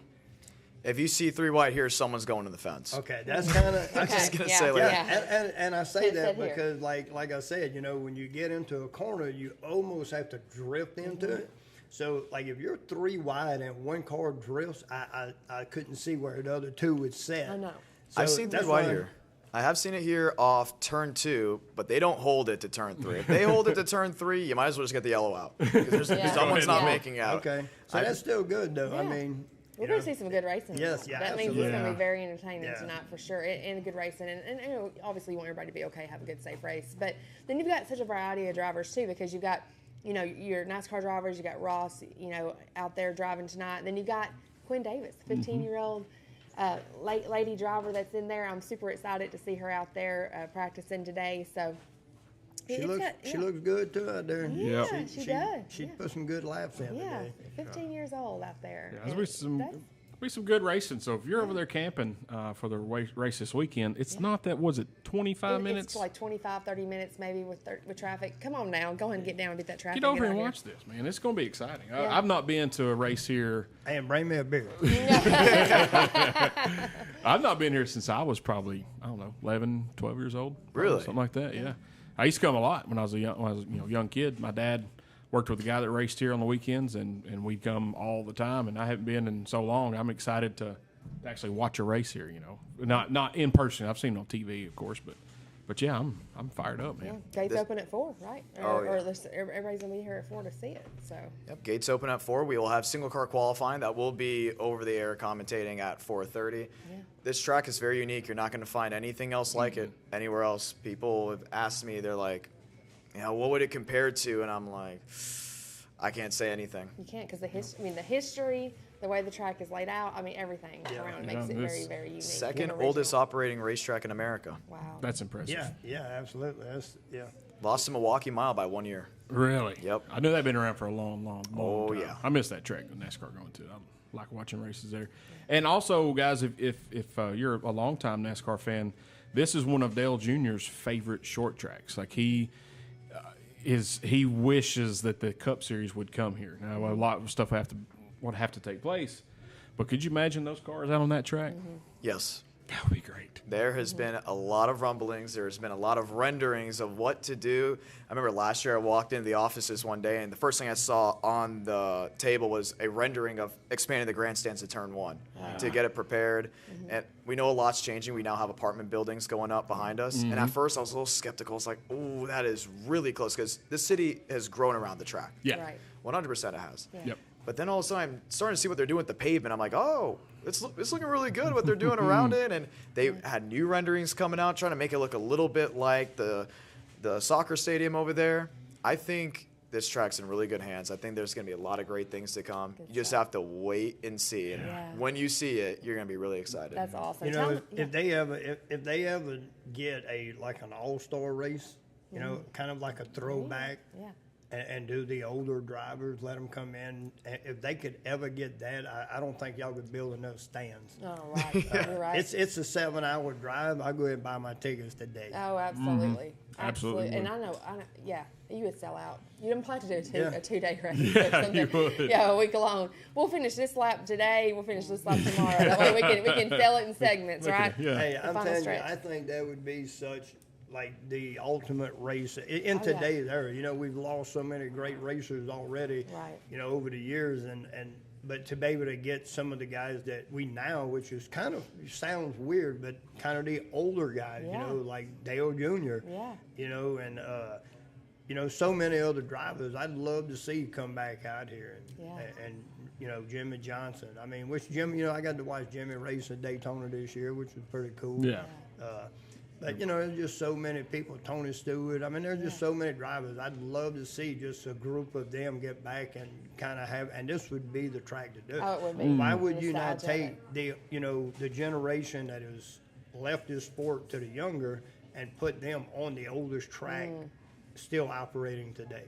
Well, let's speak it here on the Everyday Joe Show. That's- Let's speak that's that right. into fruition happening. That's We're putting awesome. it out in the world. There Let's we go. do it, and you're in charge. There we Oh, go. yeah. We'll make it happen. Yeah, you need Make to, it man. happen. That's for sure. Well, we know you've got to get ready because you got to broadcast, but we appreciate you coming in. Is there any closing thoughts you'd like to leave us with or the viewers with today about the race tonight, or what do you got to close us out here? The big thing is, if you can't come out here, watch it on Racing America Track TV. It's going to be exciting. We got a great field. If you can't come out here, you're going to want to be out here. It's a lot of big names that are here that aren't racing that will be here watching for NASCAR's weekend. And you ever get the opportunity, come out to the Nashville Fairgrounds Speedway. We'd love to have you. Absolutely. Absolutely, man. Josh, appreciate you stopping by. Thank Good you. to meet you in person. Definitely, I saw some of your work on the Twitter. Thank you. Really good job. Definitely enjoyed it. So appreciate you hanging out with us for a little bit. Yep, love it. All right, guys, we're going to take another break. We come back. We got the Common John update. Then we'll have some lunchtime theater music of the week and some burning questions for Cajun. You're listening to the Everyday Joe Show, brewed by the Common John Brewing Company here on 93.9 The Duck. Get that out. Yeah, there you go. We're going to watch back on this. We haven't. This camera. We're not used to being in the studio, so we're still. Our mics are still hot, but we're good because we're not on air. You can go on Everyday Joe Show, and it's on YouTube or Facebook, but it'll be on the Duck. It'll be on the Duck Live, and it goes from like Nashville all the way down to Alabama. Really? So, yeah, it'll be broadcasted. Sweet. I'm definitely listening back to it tonight. Yes, for sure. But you can go on. The best way to watch back is to go on the YouTube under the Everyday Joe Show. So, are you on Instagram? I can send you the link. I am. Let me do Me and Travis has done the show before. Really? That's cool. It's in like a studio, but it's like it's like in a studio where nobody knows where we This it's like kid? a studio. That's cool. We went down to a festival to do a marketing video with him. Yeah. Because we knew he was going to be on the show. He was introducing his name. Cohen butts into the whole video. And it's like don't forget to like and subscribe my YouTube channel. Hey, I'm he like, already has the lingo. He already has the lingo in the marketing. He's good. Yeah. That's sweet. I'm gonna let you put your stuff in there, and I'll send you the links and everything too. That we will tag. We'll tag you in it. You good on drinks? You good? Yeah, Okay, yeah, awesome. no, I'm Good good. stuff. Sweet, got you right there. Thank you so much. I Thank appreciate it. you. And then we'll be under the Everyday Joe and Megan. We'll be tagging in there. We appreciate it. I think. I hope you guys enjoyed today's Oh, product. yeah, it's we going to be will. really fun. Yeah, I We're think already Gina's having a blast. We're having a great time. Yeah. Yeah, I think This Gina's is- gonna get some drivers coming up here too. So No, this is, yeah, Get Josh, get Chastain. I tried to get. yeah, for sure. I'm good friends. I tried to get Ryan to come, Ryan Blaney. should, I yeah. tried. He's not gonna be here in Oh, time. yeah, he's coming later. Yeah, yeah. And then you said Kenny ain't coming in until And then, Sunday. I text Kenneth Wallace to see if he was going to try to get him to come, and One day. he's not coming until Sunday. Oh, He comes in Sunday morning, and they're going to do the little morning deal, and then I think he's flying back out. Flying back out. Yeah. well, thank you guys so much Thank for having you me. Hey, no, so thank much. you, man. We Thank appreciate you. that. You have a Yes. great one. Enjoy the show. All right, sir. thanks. Remind me to send him that link. So he can Okay. have him on Instagram. I love Common Man. Love. David put on here, Cajun is the most down-to-earth person I've ever met. I'm grateful to call him. Oh, that's sweet. You got some good friends watching for Hey, you. we're gonna go down. Maybe like the next time they race, we're gonna come back over here. We're gonna go down there and build a fire, Oh yeah. and we're gonna go cook. Like There while you they're go. racing, we just gonna be. Good, they're there cooking. Yeah, I we love just be it. Let's cooking. do When they get it. done racing, we'll just feed everybody. Hey. that Oh man, that Yeah. sounds good right That now. was- whew, I wish we would have thought about that one before, Trav. That would have been really good. We'll go over there like by the pits and Yeah. we'll just build a fire in the grass, and we'll cook like 30 gallons of jambalaya. There's plenty of room down there. Yeah. We just let everybody come enjoy eating and hanging out. That Plenty of sounds room. like a fun time right there for sure. All right, you ready? All right, guys, welcome back to the Everyday Joe Show, brewed by the Cotton John Brewing Company here on 98.3.9 The Duck. Episode 344. We got Megan, Hello. my lovely fiance. We go outside. Cooking with Cajun, me, the Travis Reed. Now, time for our Common John update. I do know, like, if you're there in Manchester right now, you probably need to get down to Common John because Fat Tuesday's playing. Today. No, today, Saturday. 29th. Saturday. Oh, the 29th. The 29th, Okay. today. Okay. Yeah, Fat Tuesday rocking out. And I Today, yes. talked to Michael Childress the other day at the Blues, Brews, and Barbecue event. And he wanted to know if I was going to be open. I was like, yeah. He goes, good, we got something special planned for you. So probably a little Metallica set because I'm a huge Metallica Nice. fan. They did play me a couple one Metallica song last time they played at the brewery. They play normally about 4 or 5 Kiss songs right in a row. They play some good classic rock. They'll play some new rock. The real stuff. Yeah, reals, yeah. And when he does his solo stuff, just acoustic, he's playing that old country. You know, he might play one or two new ones, but most of the time it's the old country. And you're like, you know the song, but you're like, oh, who sang that? And you gotta go, oh yeah, that's who it was. That's who it was. It's Yeah. that music that touches your soul. Yeah, Yes, sir. there you go. That's him. Well, hopefully Travis won't be out of the food truck with his air guitar. He has a problem with that air guitar. When he starts playing it, man, he's got pigs flying everywhere. I'm telling you. I love Yeah. it. I'm really good at it. I love yeah. it. Best Hey, air guitar player you know of. You've Yeah. never broke a string. Never. Never, not once. Never. I keep some on me though. I got the air strings in my pocket. Just in case. Just in case. Just announced Sing for America karaoke competition, 4th of July, Common John Brewing Company. Starts Nice. at 5 p.m. Looks like $500 cash prize. What? Yeah. Oh, that was a big deal last year. I'm telling you, Yeah. our town showed out. We had people from surrounding counties come to We're that. in Nashville. I know, right? We had some big time singers coming I'm out there. saying, you're in Yeah. Nashville. Like, Yes. man, you know how steep that competition could get Mm-hmm. really quick.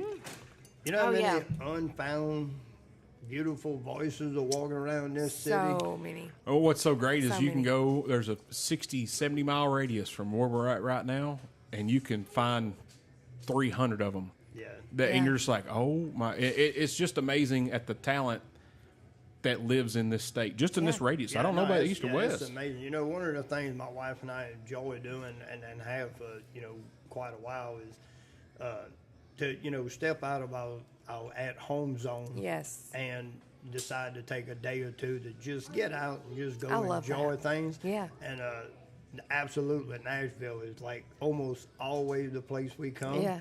And you can go, walk from the hotel. You can walk out, never Yeah. get in a vehicle, and you can see so many things. But you can almost walk, and this is kind of even crazy to think about. You can walk into 30 different bars, and there is a band playing in every bar. Yeah. And I swear 90% of them sound as good as the original singer of the music they're playing. Amen to that. It I agree is with you so on that. amazing. Yes. Like I have been in, for instance, we went one night. I was just something I'll never forget. We went into Tootsie's, and I don't know if everybody's been to Tootsie's. Or Tootsie's is not much bigger than this room we're in, and it is jam packed. And the band is playing, and it was so awesome that we wanted to bar hop like everybody does. Yeah. We went to Tootsie's, got hung up listening to this band, and it was 2:00 in the morning. We were still listening to this Y'all band. closed it And down. We Yeah. never left. Yeah. And so before leaving, we got to talk to the band, and hang out with them for a little while. And it was just so amazing that, these are people that, like the artists that we hear on the radio and listen to every day. These are the same type of people that are getting started in the Yes. same ways. And it's just, amazing that when you listen to 30 different bands, like I've been to some weddings where they had bad bands. Yeah, Yes. oh, absolutely. But when you go to 30 ballrooms and listen to 30 different bands and you like everyone, you're like, holy crap, this could be on the radio. Yeah. That's the great thing about it. And Tootsie's, she's been on stage and sang at Tootsie's before. And she didn't fall I've off. been her- on stage, but we're not going to go. I'm about with that story with you on that one too, because they call it CMA Megan. She comes out once a year and she's one and done. And that's Yeah. a great thing. Like Common John, they have a lot of bands and singer songwriters that we get to see them there for free. And there's going to be about 2 years from seeing that person for free at Common John, where we're not going to be able to see them for free ever Yeah. again. Right. Yeah. Because what you just said, they're going to get discovered. They're going to sign, and we're going to pay tickets. And I'll pay the ticket to see them to support them. But that's what the kind of bands and singer-songwriters we have come through at Common John is people like that are going to go somewhere soon, and we're going to pay for them, and Yeah. I'll be glad to. And they come sing their original stuff, and that's what I love. Like they started doing on Sundays, they started doing a songwriters round, and it's Charlie Allen songwriters round, and it's just people that are actually singing their original songs, Yeah. and it's so good because you get to hear about their headspace, where they're at while they wrote the song, and I'm like, I dig this. That's why I like, racing, rung what you brung. Yeah. Sing, Yeah, sing, yeah, sing yeah, what, yeah. what you write. Yeah, yeah, and and what's amazing is if you listen to 100 bands play in these places, or wherever it is in Nashville or surrounding areas, is out of that 100, 3 may actually become known Yes. for singing, but 50 of the other groups, or one of the people in that group, has probably written a hit song for Yes. a name we know today. Absolutely. And Absolutely. to me, and I know this is kind of hard for most people to kind of sit back and understand, a lot of the artists, yes, they've got the talent of, performing and singing and doing those great things. There are so many songwriters that actually sing very well, but never get discovered for Yes. the singing talent because they're not anything extreme. Right. Yes. So they go through life, writing songs for some of the biggest names we do know. And the only reason we know those names is because the song they sang. And it's the people that didn't make it that Yeah. normally write those songs. Yes. It's amazing, And I think about that when we go to these bars, out on the strip. You see, a guy or a gal singing a song, and it's original to them. Yeah. And then you think, that could be a hit, but it won't be them singing it. Probably Yeah. it'll be, someone Yeah. else that'll A bigger sing it. artist that Yeah. is singing the song. Yeah. So it's, I think, I guess what I'm trying to get at is, to me, I think the songwriters don't get near enough I agree with you on that. recognition for what they 100%. do. And I just now in the past, I don't know, probably 6-7 years, have begun to appreciate the songwriters of how they write it, because I can't get it. Where was your head at when you wrote that song? I tried to write a song one time. Yeah. It was horrible. It was. I don't understand. That is one of the most beautiful art forms in the world is songwriting. Yeah, I don't understand it. And I may miss this by a little bit, but let's take, everybody probably on here and everybody listening knows George Strait. Oh yeah. And George Strait has been one of the greatest, if not the greatest in his era. Absolutely. And George Strait, I think, has co-written one song. Yeah. Like every one of his songs were written by somebody else. Yeah. And he said somebody said that to him one day, and he said, "Well, I may not be a good songwriter, but boy, I know how to pick them, don't I?" That's it. Like, No, and that's exactly right. Yeah. But that's what I'm saying. I mean, I couldn't even begin to try to tell you how many number ones he's had, and every one of them somebody else wrote. Yep. But don't get me wrong, it does come with the performance. I mean, that song may have not been a number one if certain people had got it. But again, it goes back to the recognition for the people that are writing this song, because they're the singer is singing the song. The songwriter is writing their life. Absolutely. Yep. Yeah. They're putting it all Kenny out there. Chesney. What is it? It won't be like this. What's the one where the daughter goes to college? What is that one called? It was driving me crazy. But anyways, it was written about his kid. It was the child that grew up and the stages of the child growing up.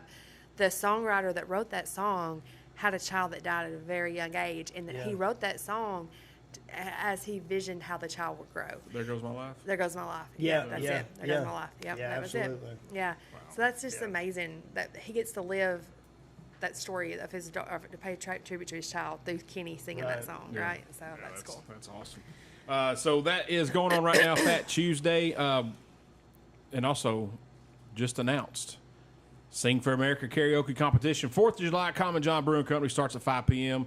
$500 cash. We'll have some more details as they come forward to us. There you go. Had a fantastic time at the Blues, Brews, and Barbecue event last Sunday. Had 21 or so amateur barbecue cookers bring their smokers out on a Saturday, start their cooking.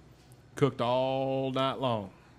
They did more than that all night long. They did a lot of something. But let me tell you, the fruits of their labor, holy smokes, it was good. They had brisket, ribs, pulled pork, Mercantile Cafe there in Manchester. They provided the sides. I had some of the best homemade barbecue sauce I've ever had in my entire life. It tasted unlike any barbecue sauce I'd ever had. It was made from fruits and vegetables from this gentleman's own garden. You could almost taste the earth in it. You know what I mean? Yeah. It didn't have it wasn't sugary. It wasn't wasn't thick. Wasn't too thin. Didn't have that really really sweet taste. It had a little bit of burn on the back end. It was fantastic. His brisket was off the charts. Everybody there, we tried just about everybody's, and it was good. I got full on samples. I'd have to get a bigger size overall. Yeah, you would have after this, because when they were giving away pieces of brisket, they were giving away slabs of brisket. Oh yeah, they were not being stingy with it. Yeah, so that was a great event. I couldn't believe how many people showed up. It was you couldn't afford another person in there. That's awesome, though. And that's what we need more of, man. Is the support of the people, because it goes back to what the cooking part is. Yes. The more people we can get involved, the more people, whether it's coming to see, whether they're participating in the cooking, that's what we need more of, because them coming together to cook, it's just mom and pops and uncles and aunts and whatever it is, and then all these people show up, to see it, and it just brings people together. Yeah, it does. It did, because exactly what you're saying is I knew most of the contestants in there. Just small town. We know most everybody there. I saw people that I know did not know that other person. Yeah. And they started talking to them a little bit. By Sunday afternoon, They were best they friends. were best friends, and they never met each other. Yeah. And you know what brought them together? Cooking. Yeah. Cooking. No, absolutely. That common ground of food. It's a definite deal, and that's what I'm saying. We started last year. Was the first year we went out to Texas to a friend of mine, and we did kind of what we just called a meet and greet. Mm-hmm. And we threw this together like really quick.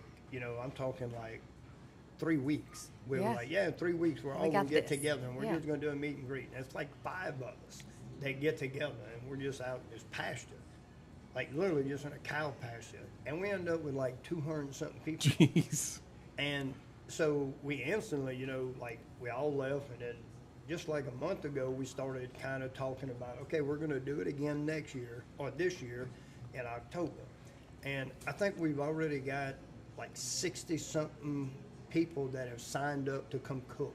Dang. How cool is that? Yeah, I so- love that. And it's so amazing because, again, you know, you're going to bring Yeah. in all these different, you know, age groups and everything to come and cook, and they can cook any way they want. It's Yeah. just, it's you know, we just go Excuse me. for free and then, you know, donate our time and the food. Man. And Yeah. it's just to get together. I love And then it. the public just comes in and they get to walk around and enjoy everything. And That's have a good awesome. That time. is awesome. That'd be That a is good time so right cool. there, man. What a good idea. Yeah. That is really cool. That was, and that's, you know, that can bring communities together, people of different backgrounds together, different no, styles of cooking absolutely. together. And we need that right now in America so Oh, much. oh, Is for is, sure. is the So community much. again and being brought back together for So sure. everybody So can do- much. all, like I said, all the different, you know, because you're probably going to go. I would like because I cook, you know, with my food truck. I got burgers and sandwiches and Right. fries. Well, I go to barbecue. I'm like, I'm gonna try some barbecue. I didn't eat my food Sunday. I went and tried the barbecue. Right. Well, if I got some, you know, Cajun style, Creole style, I'm gonna go try that. Well, they got some, you know, whatever style, New England. I'm gonna go over here and try this. Because Listen, it's I'm just different. gonna. I hope this doesn't sound bad in any kind of way, but we're gonna be in Texas, so besides barbecue, I hope somebody come and cook some really good Mexican food You know, oh yeah, they yeah. will.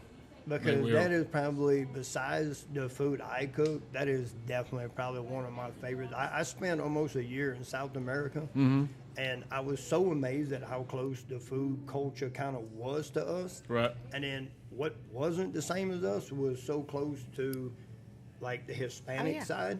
Yeah. I mean, it is most all, you know, Latinos and stuff like that. And so those two food groups like touch my heart so Yes. so hard. Yeah, I oh, love yeah. that. It- Yeah. yeah. That, Yeah, that, and they can throw down some Mexican food down there in Texas. Oh my God. I'll Yeah. tell you. And the Tex-Mex, they're I've really big been- on Tex-Mex. I've been to Mexico. I've been to California several times. Worked all through California. I'm probably going to get some people upset when I say this. But I'm going to tell you some of the best Mexican food I ate was in Texas. Now, ironically, like I tell people, you want the best Cajun food, when you go to Louisiana, go to a grocery store. Find somebody that's grocery shopping that was born and raised there and ask them to go home with them and eat at their house. There you go. So I managed to do that in Texas. Yeah. And I went to someone's house. how cool is And oh my God, when I tell you, it does not get any better. That's similar situation. Smart. Had a buddy of mine dating a girl from Acapulco. Lived in Manchester. She came to our house and she cooked. She went. We gave her here. Yeah. Here's $100 or Yeah. whatever we gave her. Get what we need. We want a feast. And she's like, oh, and she was excited to do it. Like, Oh, yeah. And she made horchata, the rice water, everything. So Yeah. she went and she came and oh my goodness, that was the best Mexican food I've ever had in my life. Yeah. Like I'm not big on Mexicans. It just tears Oh, me I up. am. Yeah. I am. But- I'm- I am too. That night Me and was my kids are fantastic. Yes. But you know, and we say this a lot, you know, most food you eat in restaurants, or no matter what kind of food it is, we talked about this just the other day, it's all been Americanized. Yeah. You know what I mean? Yeah, and not in a absolutely. rude way, but it just has Absolutely. because Yeah, it's, it Look, has. a lot of it's in ingredients. yes. And so when you do get authentic, real, it is so like different, you know. Oh yeah, it is. Like I've had, like authentic Chinese food, way different than what we eat at Chinese Yeah, restaurants. yeah, You know, absolutely. it's good, Yeah. but just different. Not what you Yeah. expect. Same way the Mexican food's a little different, but anyway, I enjoy it. It's food. I enjoy food. So guys, got big stuff coming up at Common John Brewing Company. Fat Tuesday live tonight, June 29th, 6 p.m. We got Noise Pollution, the AC/DC Experience, Friday, July 12th at 5 p.m. The AC/DC cover band I'm breaking out that air guitar that night, I guarantee you. Then we got Boots and Beers on July 20th. Our good friends from War Trace, Bryce Ray, Virgil Ishi, Asher Cataldo will be there. Great singer-songwriters. Y'all come check that out. Great month ahead of us at Common John Brewing Company. As always, we appreciate their support. And now we're going to take a break right quick. When we come back, we got a race car driver right in front of us. Woohoo! Number 12. You're listening to the Everyday Joe Show, brewed by the Cajun Brewing Company here on 93.9 The Duck. You run the number 12 car? What's that? You run the number 12 car? Yes, sir. Okay. Thanks. Look good out there early. Thank you. We were having some transmission problems earlier, but we got it fixed. Your dad fix it? Yeah. Your dad fix it? Yeah. They all Good fixed job, it. Mark. Are you from here? I'm originally from Arizona, but I just moved to Tennessee about 2 years ago. Okay. I'd say. So we're still relatively new, but enough to say I'm like a native right now. Yeah.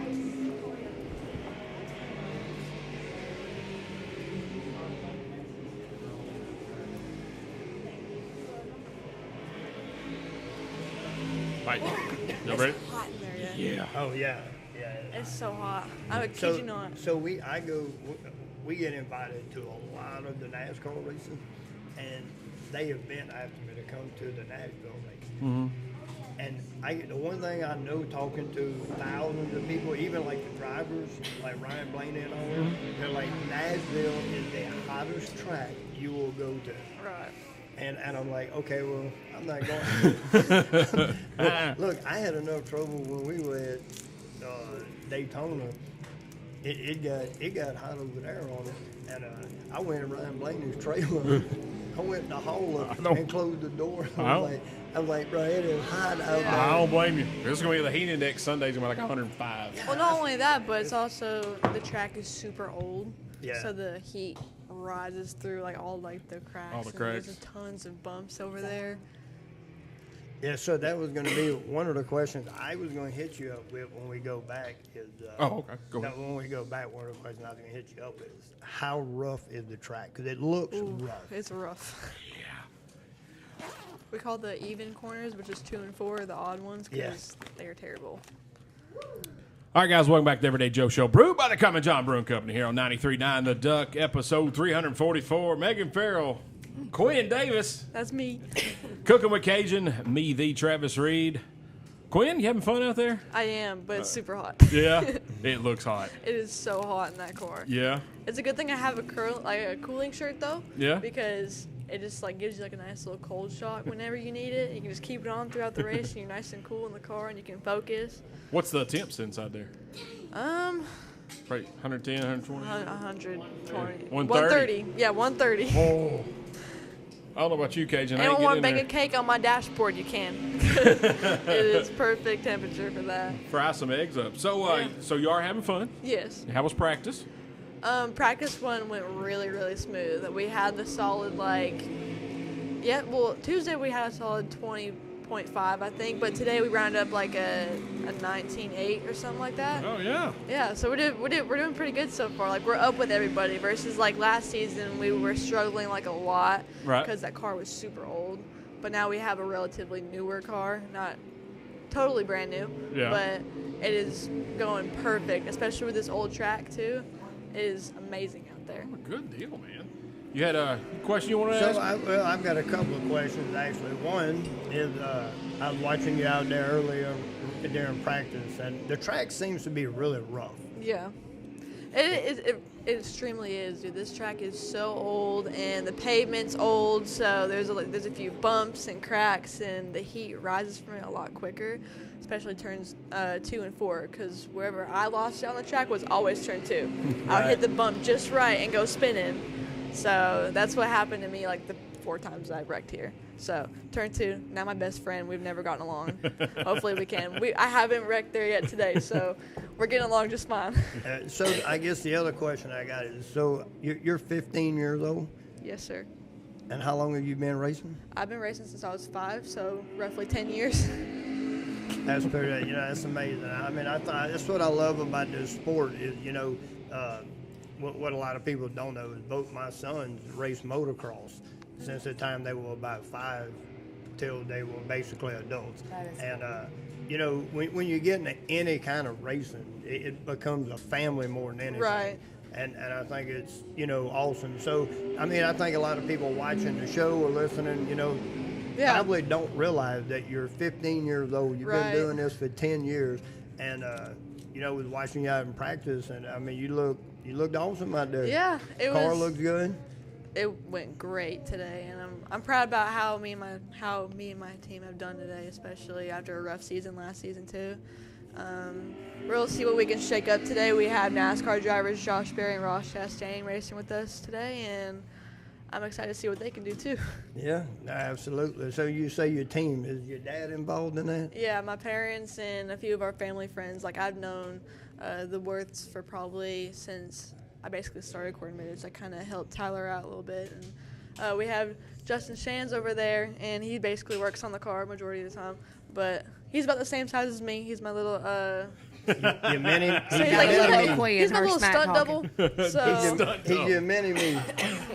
yeah, he's No, he's I- a little bit tinier than me, I will say. I think it's But- awesome because, you know, the biggest hype that people get in racing would obviously be NASCAR. You know? Right. And what most of them don't have, like we talked earlier, you know, come buy a ticket, come watch this race. This track is the oldest active track in the United States. Right. And, you know, for like people like you, you're 15, you get to race here tonight, you'll race other places, continue racing. We may see you at NASCAR, Right. you know, one day. You may be at, you know, Daytona, Talladega, whatever. But all of it starts, you know, at these tracks. Right. And I think it's such, you know, like motocross and every other sport, you know, the amateur is what we call motocross. Yeah. You know, the amateurs is where everybody starts. Right. And I think it's awesome, you know, that we've got some really good females in NASCAR, you know, in the series that, you know, went through this same step. And I mean, I'm honored that you came and hung out with us, you know, and we get to meet you and find out more about you, you know. Yeah, well, I hope to see you. I hope to make a good show out there for you guys today, because there's gonna be some things that are shaking up a little bit, and it's gonna get a little bit messy out there. But hopefully, we leave with a clean car. And hopefully, it's all in one piece. That's my main goal. That's your goal. That's my main goal. If not, and if I get out, hopefully a top 10 out of it. Yeah. Well, I mean, if you come down, you know, going in turn 3 and you got Ross or Josh, Right. door them, man. No, actually, Ross Chastain and Josh are pretty cool. They've been nice to me so far. So, if something happens, maybe. But for right now, they're my good Hey, friends. I have a picture of you ahead of Barry earlier. Oh, yeah, really? Yeah, I was like, hey, she's ahead of me. I'd right go there. ahead and post that on social I know, media right? now. Exactly. I'd be like, end of the race. Yeah, just tag him right behind Photo you. finish. That's right. This is Josh Yes. Berry, by the way. He's right behind Yeah. me. Yes. How cool is it to be out there just in practice on the track Oh, with, no, with it's those guys? amazing. Like, you're driving out there, you get, like, flashes of the history that's been at the track. And Justin sent me a video about a week ago, and it was, like, this old NASCAR race, like Dale Earnhardt's racing, Dale Yeah. Waltrip.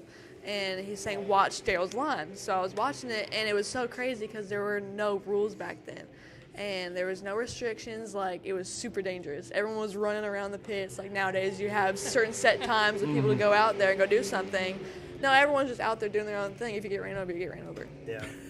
So it was so cool because, like, the tunnel was still there. And I was wondering, I'm like, why is the tunnel so small? But now I think about it, people were kind of, like, smaller back then. Yeah. The cars were smaller. Yeah. Yeah. So I was like, oh, that makes a lot more sense. Well, and no one had the trucks and trailers. You know, people came in with no half-ton truck with a little trailer on the back and a car on it. Right. That Yeah, was with no it. haulers. Right. Yeah, there wasn't No haulers. campers. There wasn't, wasn't any of that. So yeah, the tunnels were a lot smaller. Everything was.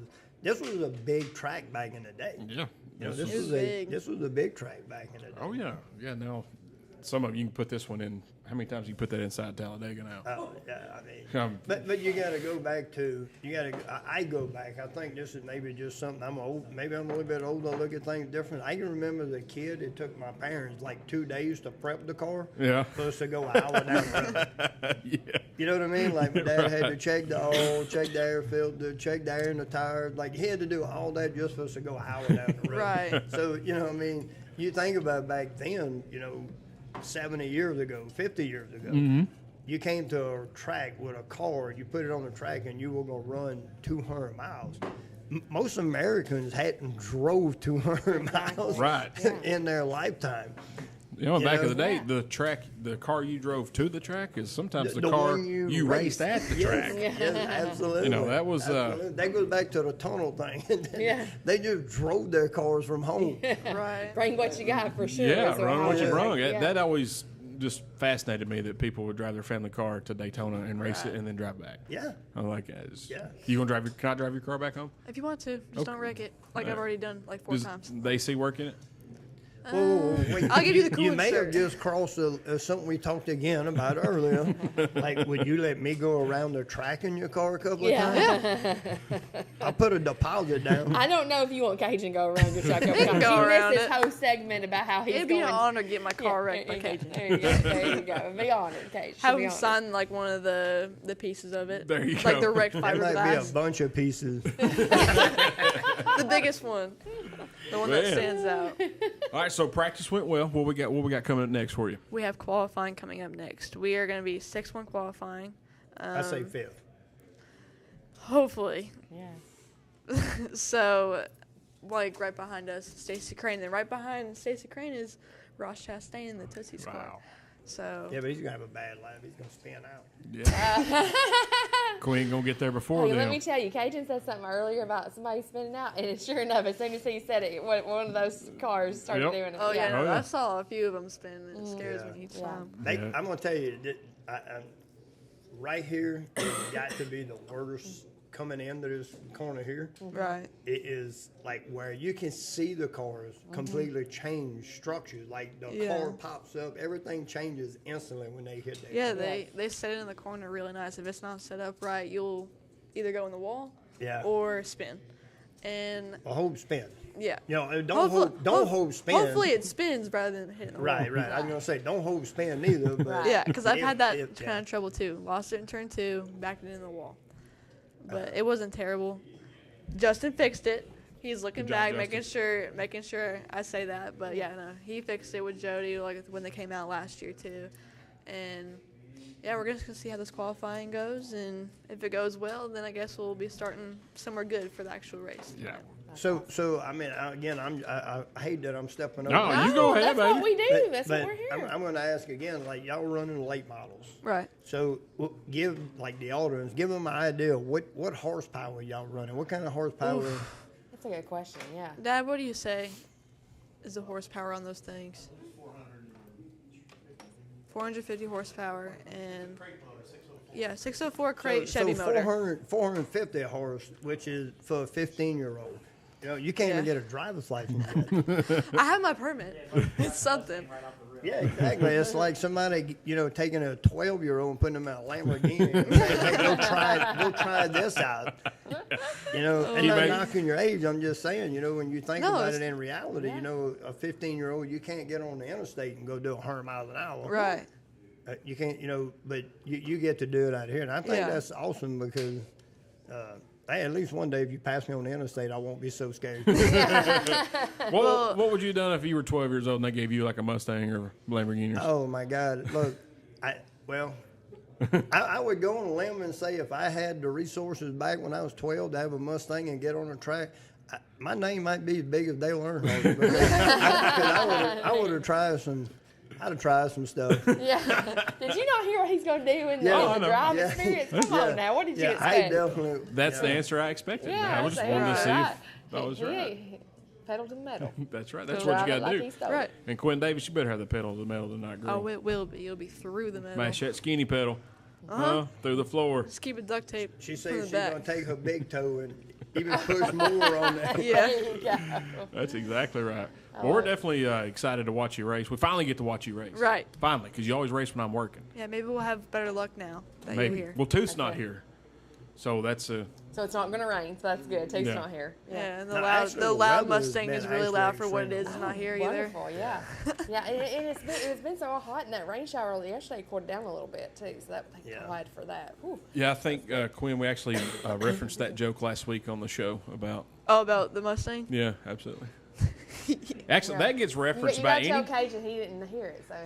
So another guy on the show, our good friend Tooth, he has a like a 19 Mustang, I think, or 20, no, maybe a 2020, 2021.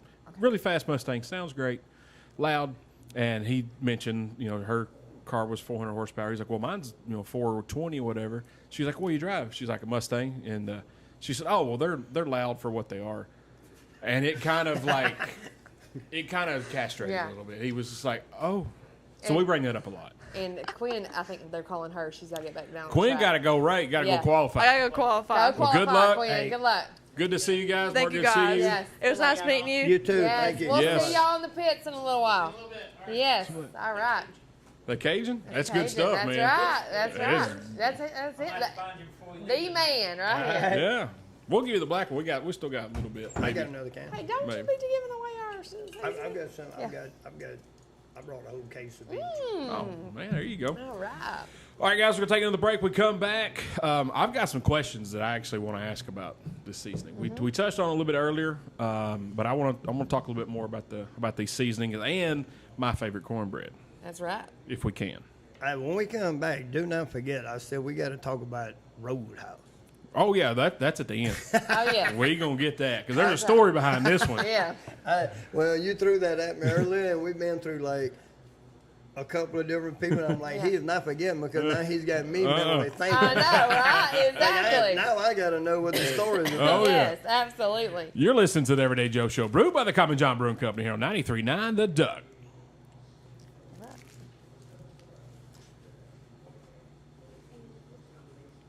All right, guys, welcome back to the Everyday Joe Show, brewed by the Common John Brewing Company here on 93.9 The Duck, episode 344.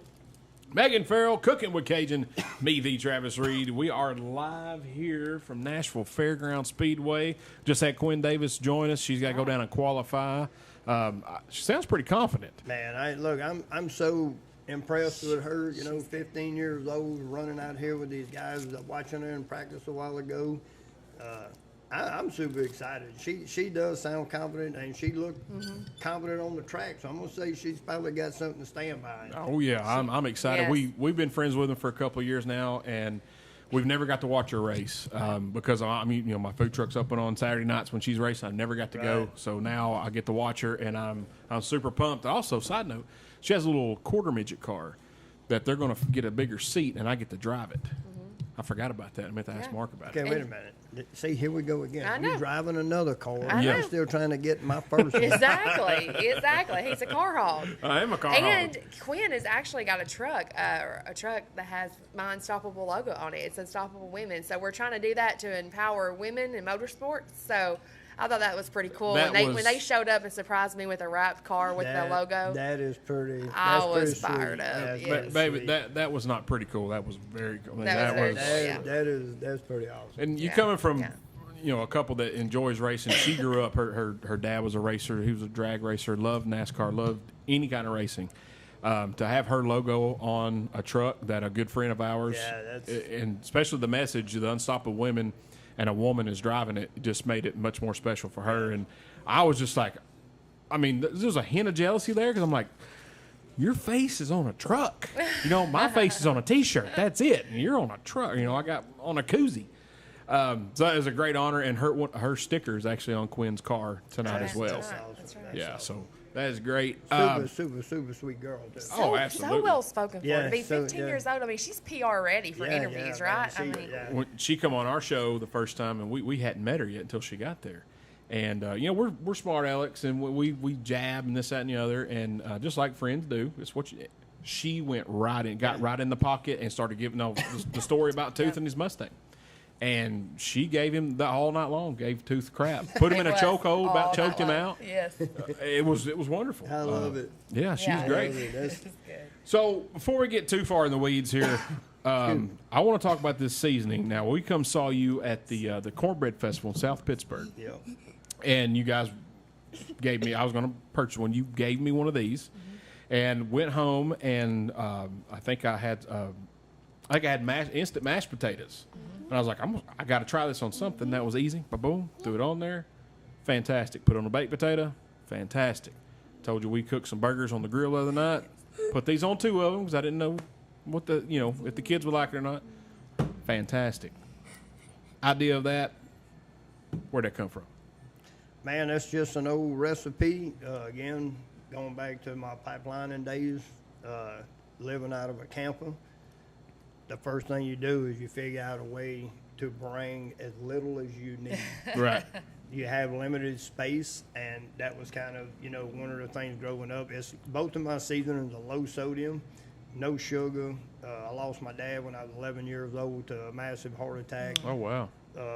So, my whole inspiration of cooking, there's a lot of seasonings on the market, and most people, I think, are starting to get into looking at the sodium content and stuff like that and realizing how much sodium in a lot of these seasonings. Huh.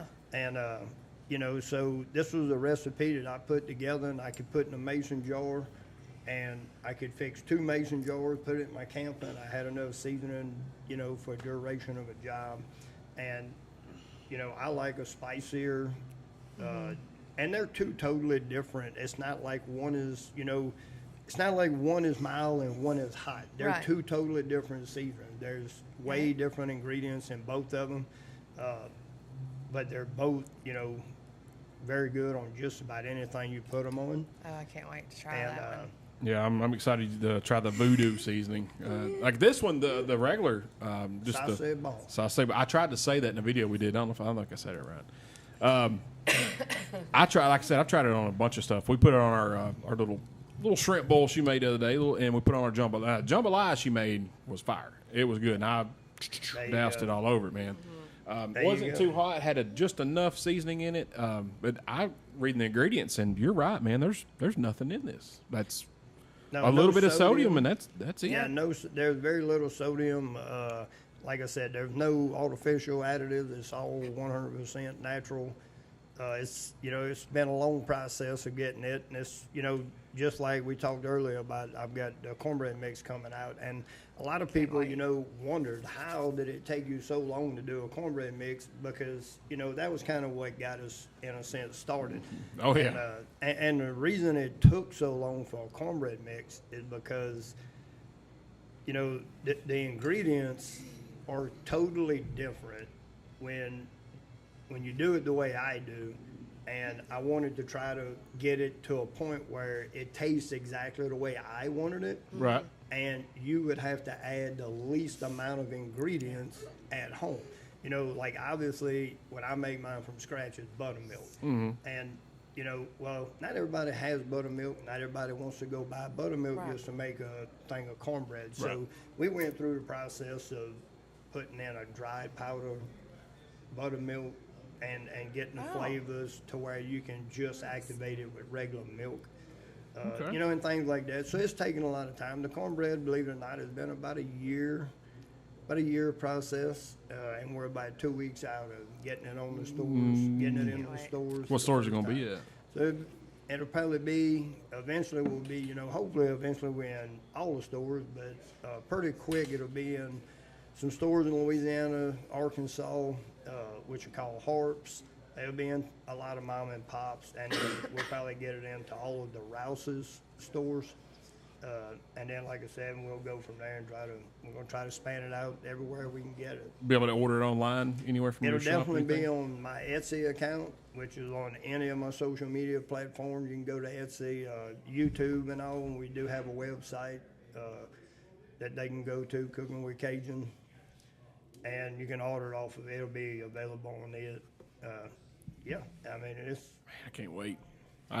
I'm excited. I want to take this to my grandmother. I told you earlier, it was cornbread, almost every meal, cast iron skillet. Yeah. And I'm excited to get my hands on some of that and take it to her and see what she thinks, because she uses, it's homemade. It's buttermilk. Yeah. It's the real deal. Yeah. How her mom made it. My grandma's 89. She still cooks today as she did when her grandmother was, or her mother was 89. And when her mother, because some reason on my grandmother, the women's side of the family, they live really long lives. Like, Yeah. her mother was 97. Her mother was like 102. Her mother was 104. That's and then, awesome, then we're though. getting back to the Native American side, and it was like 108, 100. Easter Jump. Her name was Easter Jump. Her mom's name was Sunbonnet, and they lived to be well over 100 years old. So this cornbread this recipe has its long lineage for yes, sure. So yeah, absolutely. and has to be in cast iron. That's in the No, same. yeah, That's a trick. And on every box that we're going to be putting out, I've actually handwritten a crawfish cornbread recipe, which is one I do. And I put that recipe on the box so that, because, one thing, it's taken me a long time to understand, when you grow up in the sense of like I did, and even the way we live today, is like things is a really learning curve for me is the fact that we do like cooking videos, and some of the simplest things we don't mention or don't video. Later we realize, the culture of food is so different in different areas that, people will come back and they'll say, well, what do you do here? And it's like, okay, mentally, I think that's a natural thing everybody does, and that's not. So, even like when we sat down with the cornbread, I was like, okay, how many people will eventually buy this cornbread and be like, okay, it's really good cornbread, but man, I've seen him, make this and make that, and how could I get that recipe? So I thought it was pretty cool being, from Louisiana, that we would put the crawfish cornbread recipe on there. That sounds interesting. I've never even thought about that being a thing. That sounds very good. Good, actually. I love crawfish. Once again, my friends from Louisiana introduced me to crawfish, and like, oh, you gotta, eat it, and you gotta suck the heads, and I'm like, what? And I do. I'm like, oh, I'm sold. Yeah. I am sold. Went to a restaurant in Bristol when we went to that drag race. It's called the Crazy Cajun. He's from Louisiana. He would have crawfish bowls, and he would, like you, he would cook, and everybody would come over. Well, it got so much. He had to start a business. He had to start a restaurant because he's like, Yeah. y'all are killing me, And he had so many people showing up, and it was in an old like a one bay gas station. Back in the day, the service stations had one bay. The gas pump's still outside. Of course, they didn't work. I think I ate at that place. Did he still have the two like roll up doors that were closed? Yeah. Yes, absolutely. I know the place you're talking about. Yeah, I still have my T-shirt from there. I know the place you're talking about. Man, so that food was amazing. Yeah. I mean, amazing. And that's where I really never had crawfish as good as my friend's mom cooked it until that day. And this was, that was in the late 80s when I had it, and then back in the early 2000s. And I'm like, this is what it's supposed to taste like. Okay, finally got it. So that's cool. You include your own recipe on the box, so that's a pretty good touch. I mean, that's the thing. I think people eventually come to realize with the pages and the things we do on social media is like people ask me all the time. It's like what like. I guess mentally I try to put this into words. It's like, people are like, okay, how do you start and do all this? And like, to be honest, there's not really an answer because we didn't start anything. Yeah. We didn't put a plan together. It was never anything like this in any kind of, form. And it just happened. And it goes back to what you just said. This guy cooked and he brought people, and they had and the next thing you knew, it got out of hand, and then he had to start a restaurant.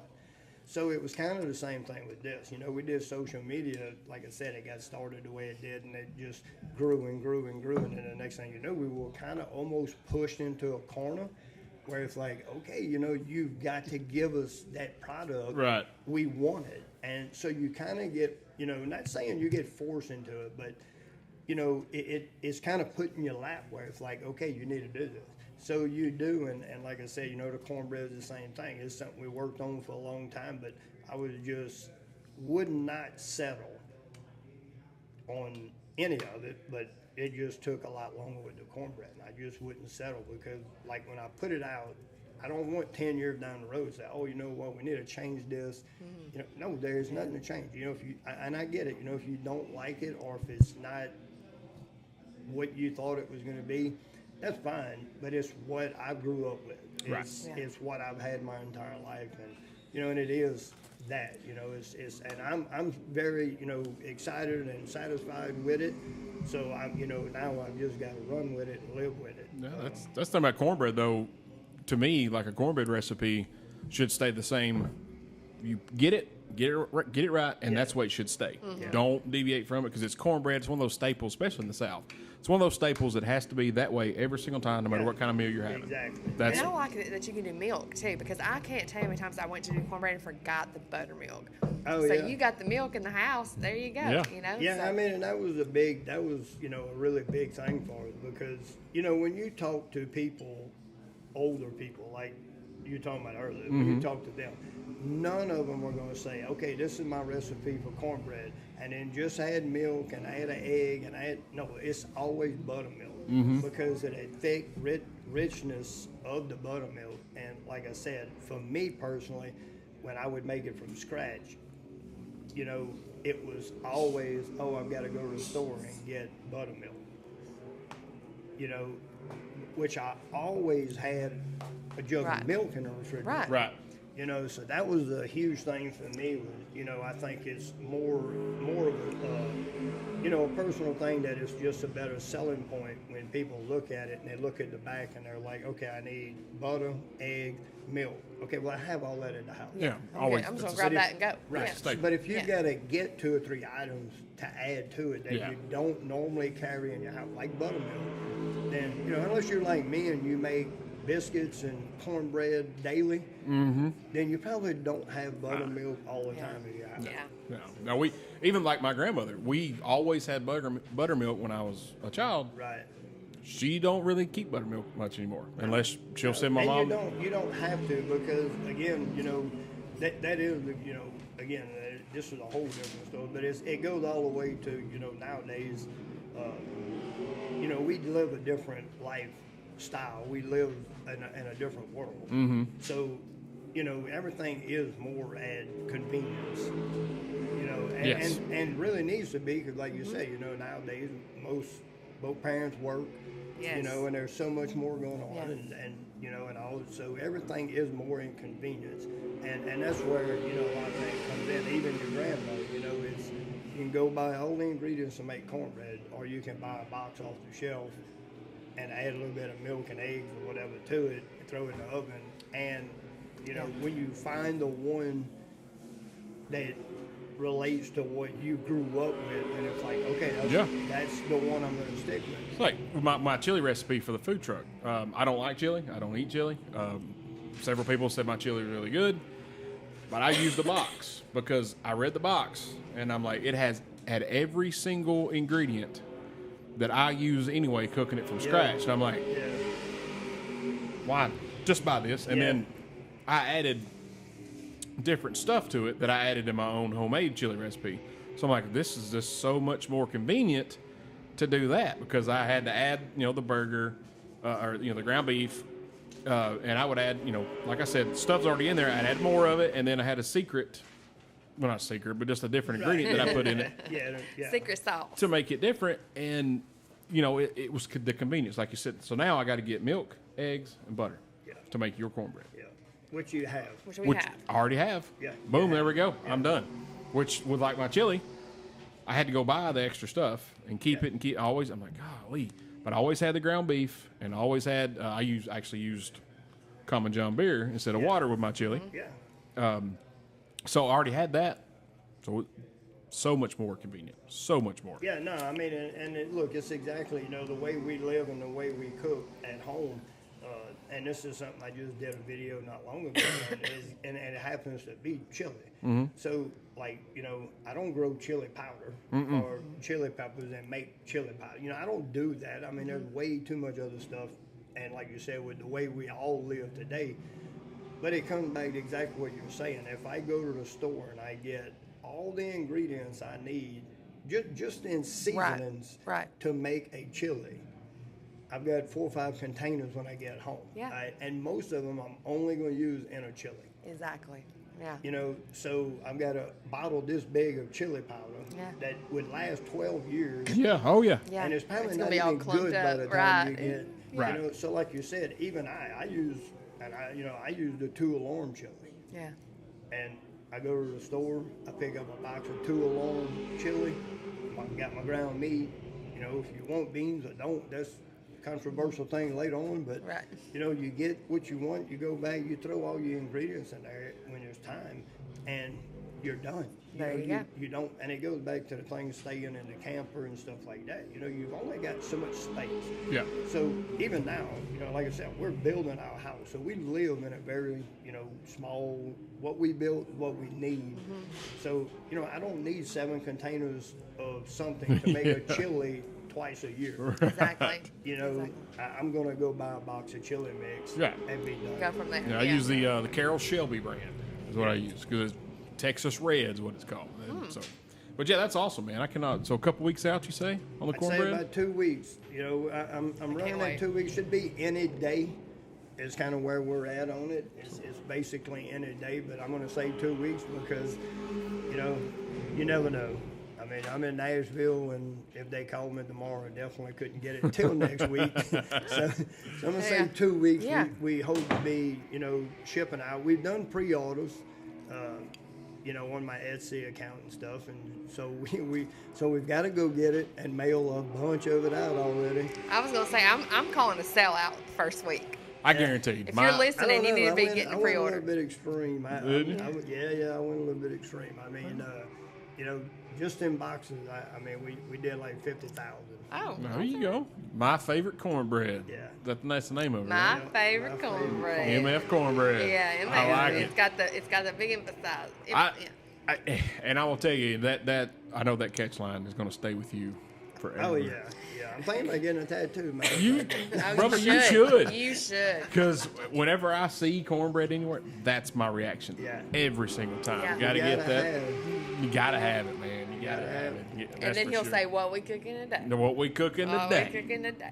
You know, I actually have people come to the food truck and say that line. Really? What No, we cooked today. What we cooked today. Okay, yeah. And I didn't get it the first time. And I'm like everything. And they kind of look at me like, you're an idiot. We're saying that because okay. So I think it was like the next week or 2 weeks later, they said it again, but their cadence was a little different. And I'm like, I get it now. You're doing the cooking with Cajun thing. Like, Yeah. oh, and they're like, yeah, dude. I'm like, my bad. My Welcome. Bad. Yeah. I'm glad you finally showed up. Okay. It's you know, and that's the part of this whole thing that's pretty like, you know, humbling because you know, man, I am like when I tell you, I mean, y'all know I don't have to do it, but I am like the most just normal, everyday, you know, the way I cook, the way I live is all a choice, and I wouldn't change nothing for the world the way I do that. So to go out in public and like have people, you know, I love when they do that because I love the fact that I can, you know, make that difference in somebody's life and put a Absolutely. smile on somebody's Yeah. face. But, you know, I still am like so humbled at the fact that, you know, that social media has done something like Yeah. this. It's still so crazy and amazing at the same time. Yeah, that's like with us, you know, and we're nowhere, and I don't get this twisted, people listening and watching. Like, we're nowhere near the level, but when I go somewhere and I don't know someone, they recognize me. I got recognized in Florida one time. Yeah, and I'm like, wow. So I couldn't imagine what it is like for, you know, someone Yeah. like you, with like, and you know, you're just you know, Well, to be normal honest- dude. to You're be everyday honest, Joe. Like when it first starts happening, it's even weirder. Yeah. Because you do not expect it. Like now, I'm not saying I expect it, but now when it happens, You're prepared. It's happened Right. enough so like it doesn't catch me. But like for a while, for a long time, like it was just like so mind-boggling that you know I would just be walking, and of course the first thing they hollered. You know, Yeah. cornbread. And I'm like, and like, you know, even for a minute, I would be like, wait, are they talking to me? Right. And, you know, my wife would be like, well, who else you think they hollering that at? Exactly. And I'm like, oh my God, you know, so, I mean, and it's, but like I said, I absolutely love when people do come up to me because I love to talk.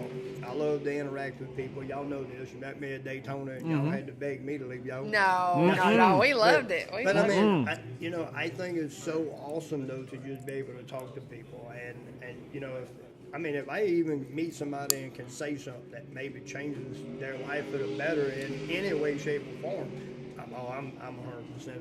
Yeah. You know, I'm down for it. That's awesome, man. That is good stuff. It looks like Ross has taken the qualifying out there right now. Ross Chastain. It looks like his fans are up. I saw this guy out here by the window clapping. They're getting to see their first look at Ross Chastain out here right now qualifying. I know he's mashing that skinny pedal all the He way. is mashing. He is pulling a Cajun out He there. is throwing some hot laps out there. Yeah, right look, now. this guy behind you is a huge Ross Chastain fan. He is Well, clapping right there, every here's turn me. he does. Yes. Go out there in a minute, stick a stick on his car when he ain't looking. You should. There you go. You should. Do it. All right, Do it. guys, we'll take a break. We come back. We're going to have an abbreviated lunchtime theater music of the week. Abbreviated, yes. And we were told that we're trying to get some drivers up, but we're running a little bit late because they started the qualifying a little bit later, it looks like. Yeah. And then they have an autograph session. So we may have to finish the show and then do some off-site interviews at the pits when we're down there later. Yeah. Hey, that sounds like more fun. Yeah. It does. Oh, I absolutely. think that sounds great. Yeah. Talking about. You're listening to the Everyday Joe Show, brewed by the Common John Brewing Company here on 93.9 The Duck. Yeah. I've got to go to the bathroom. Yes. Yeah, go ahead. Yes, absolutely. Yeah. Yeah, you can go straight through there. Yeah, show him, Cohen. Show him. Go quickly. I gotta go too. Let me get you some shirts printed up that say what we cooked today. That way when you come home, you're like, what we cooked today, where's my We are supper? about to get some of those made. Yeah. He's always saying something about panty dropping. Yes. We're gonna get some of those, and then we'll have some shirts that say it's gotta have the MF. Yes. Those are gonna be like when we finish selling all of these, because we have this one in a blue also. Once we get finished selling those, that's it. There will no more. Really? Well, then we need to be And then we'll start up another one, and then when those are sold completely out, You want the OG? Yeah. Now. and then we'll go back later on to say a year from now, say, okay, which shirts were the best selling out of the spontaneous ones? There you go. I love that. That's why I like that. Good. Yeah, we're sticking with one that's black with the red logo on it, because of course for people that don't want the cuss words. Right. And then we're gonna have the gray and brown with the MF and cornbread on the back. Yeah. Well, probably this winter we're gonna come out with pink and like a sky blue. So we're gonna stay with those four. So we'll have 5 shirts all around. There you go. I like that. Yeah, merch, man. People love t-shirts. And hats. Yes, hats. Hats are so expensive. God. Unless you get 8 million of them, they're Yeah. so expensive. Wow. Okay.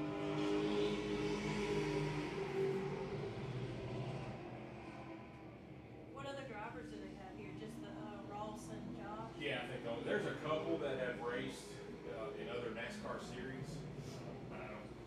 I've heard of one of them. I can't think his name, but I'll listen to the truck driver.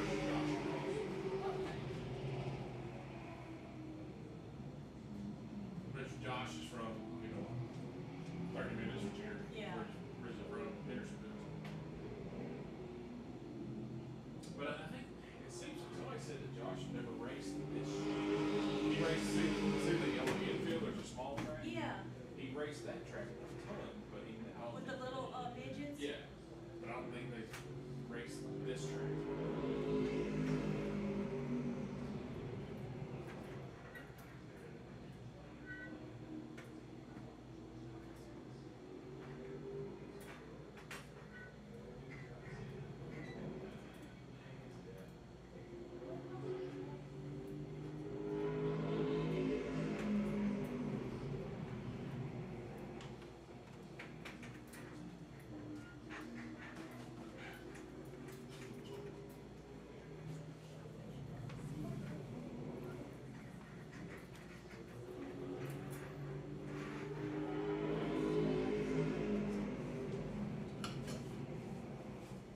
Ding, ding, ding.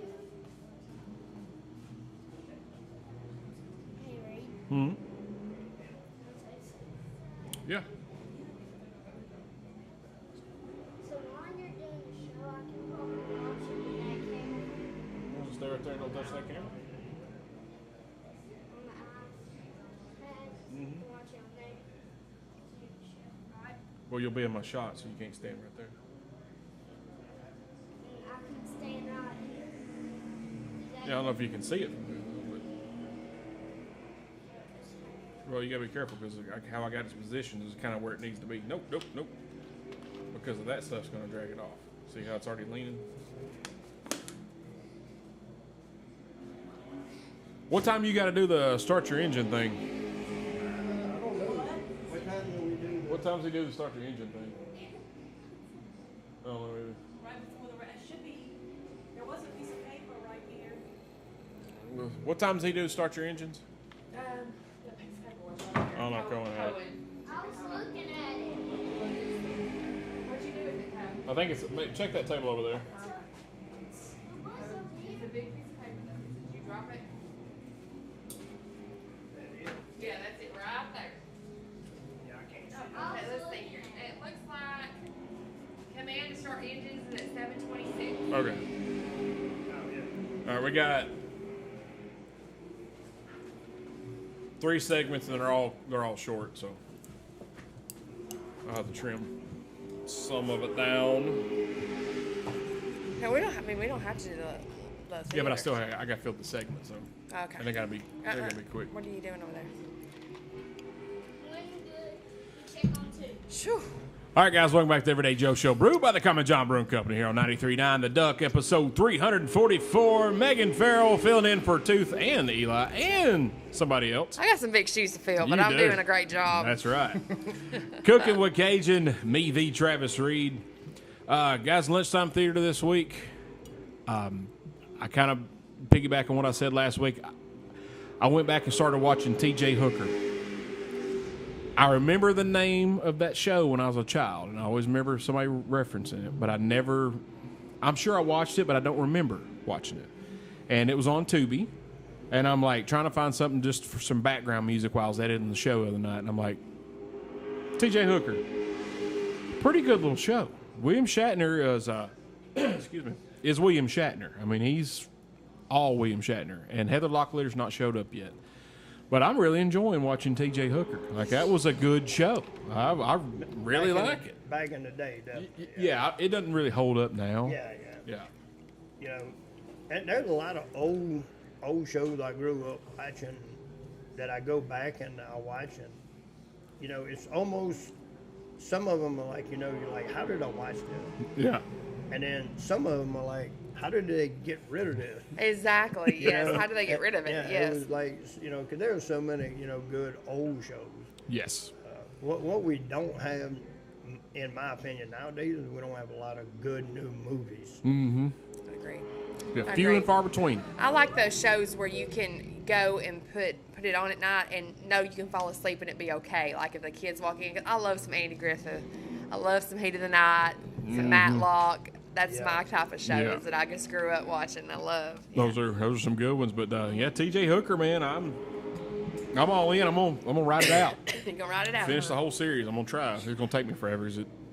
I don't get to watch TV a lot, but Why is that? Somebody taking over your TV? so if people take over my TV to play PlayStation 5. The little gremlin that's running around Yeah, here. Yeah. which they are. And the funny thing is they have a PlayStation 5 in their room, but they choose Are you to play. talking about the cameraman? Yeah, the camera. That Yes, one. I'm telling you, nobody's worked harder on this segment to make sure these cameras are working or not working. than Cajun's heard of him. How yes, about that? Absolutely, the Yeah. cameraman. Yes. Oh man, so yeah, man, y'all check out T.J. Hooker on Tubi.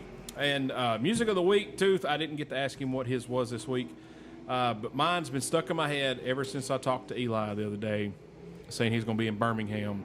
But "Paint Me a Birmingham" by Tracy Lawrence has been stuck in my head, and it's I love that song. It's a fantastic song. That is such a great song. If you got one stuck in your head, that'd be one to have. I'm not mad at it. No. You know, because That's a good when we have cookouts at Eli's house with the pool, out by his pool, we'll always do a little, he'll put on Spotify and put on the Bluetooth speaker out there, and we'll play songs and sing. Well, "Paint Me a Birmingham" was usually one of the last ones. That's one of our closing songs because Yeah. we absolutely kill it. But yeah, I've been singing that song, and there's been worse songs to sing. That's for sure. Man, a lot worse. Yeah, that's probably my favorite by Tracy Lawrence is definitely "Paint Me in Birmingham." So I'll add that to see if Tooth will add that to music Tooth's picks I think on the it's Spotify. worth an ad for sure. Definitely. Yeah. Yeah.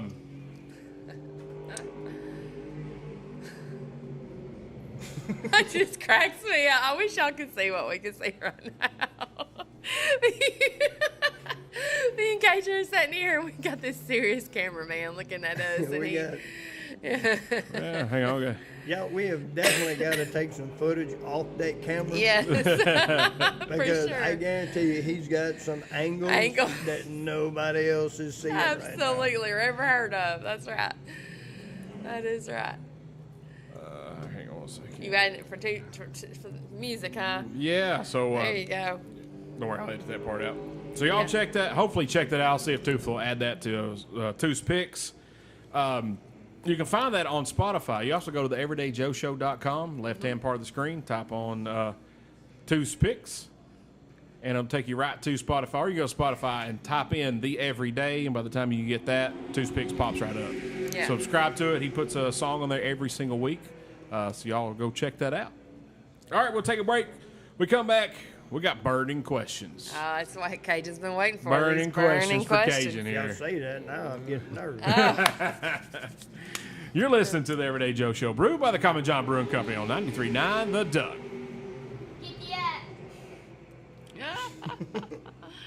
Oh, come on, Bradley. I was actually good. Yeah. Have y'all ever is that his phone? Oh, yeah, that's So it. have y'all ever downloaded any apps for him to edit with? You know, we haven't. We should do that. Yeah, we y'all should should. do that. Let him play with some Yeah. of the videos, Uh-huh. editing and because he'll, at their age, they learn Oh, so quick. on their own. Yeah. Holy crap. Yeah. And Turn it down, Co. there's an app, CapCut, Yeah. and you can add sounds.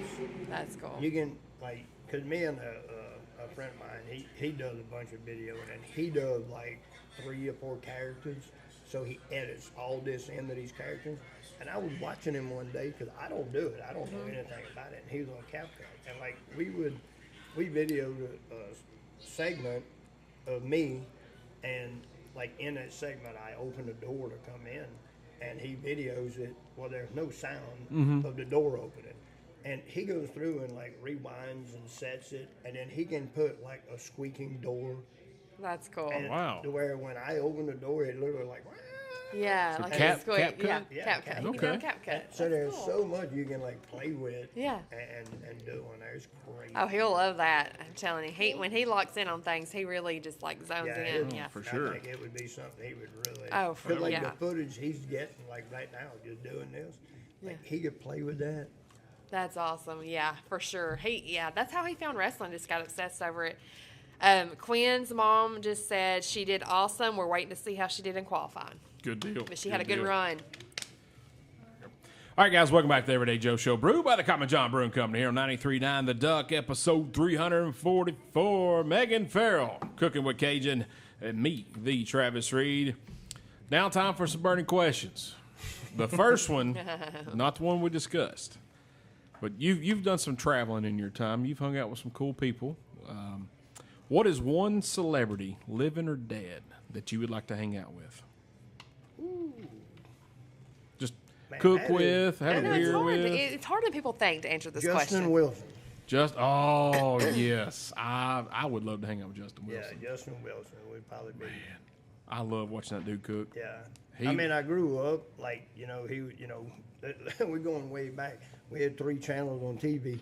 Oh, yeah. And yeah. he was on one at a certain time of, the week. And, so it was one of those things that we just sat down and watched. And I loved his style of cooking, and I think I'm more amazed now that I'm in the kind of industry of cooking and videoing and doing that. And I don't think people realize how hard it is to come up with something new. Yeah. When you cook so much, after a period of time, it's okay, what do I do next? Do I do the same thing again? And, and people like him, actually, I go back and watch old videos, and you get recipes, or not even recipes, you just get ideas. It's Yeah.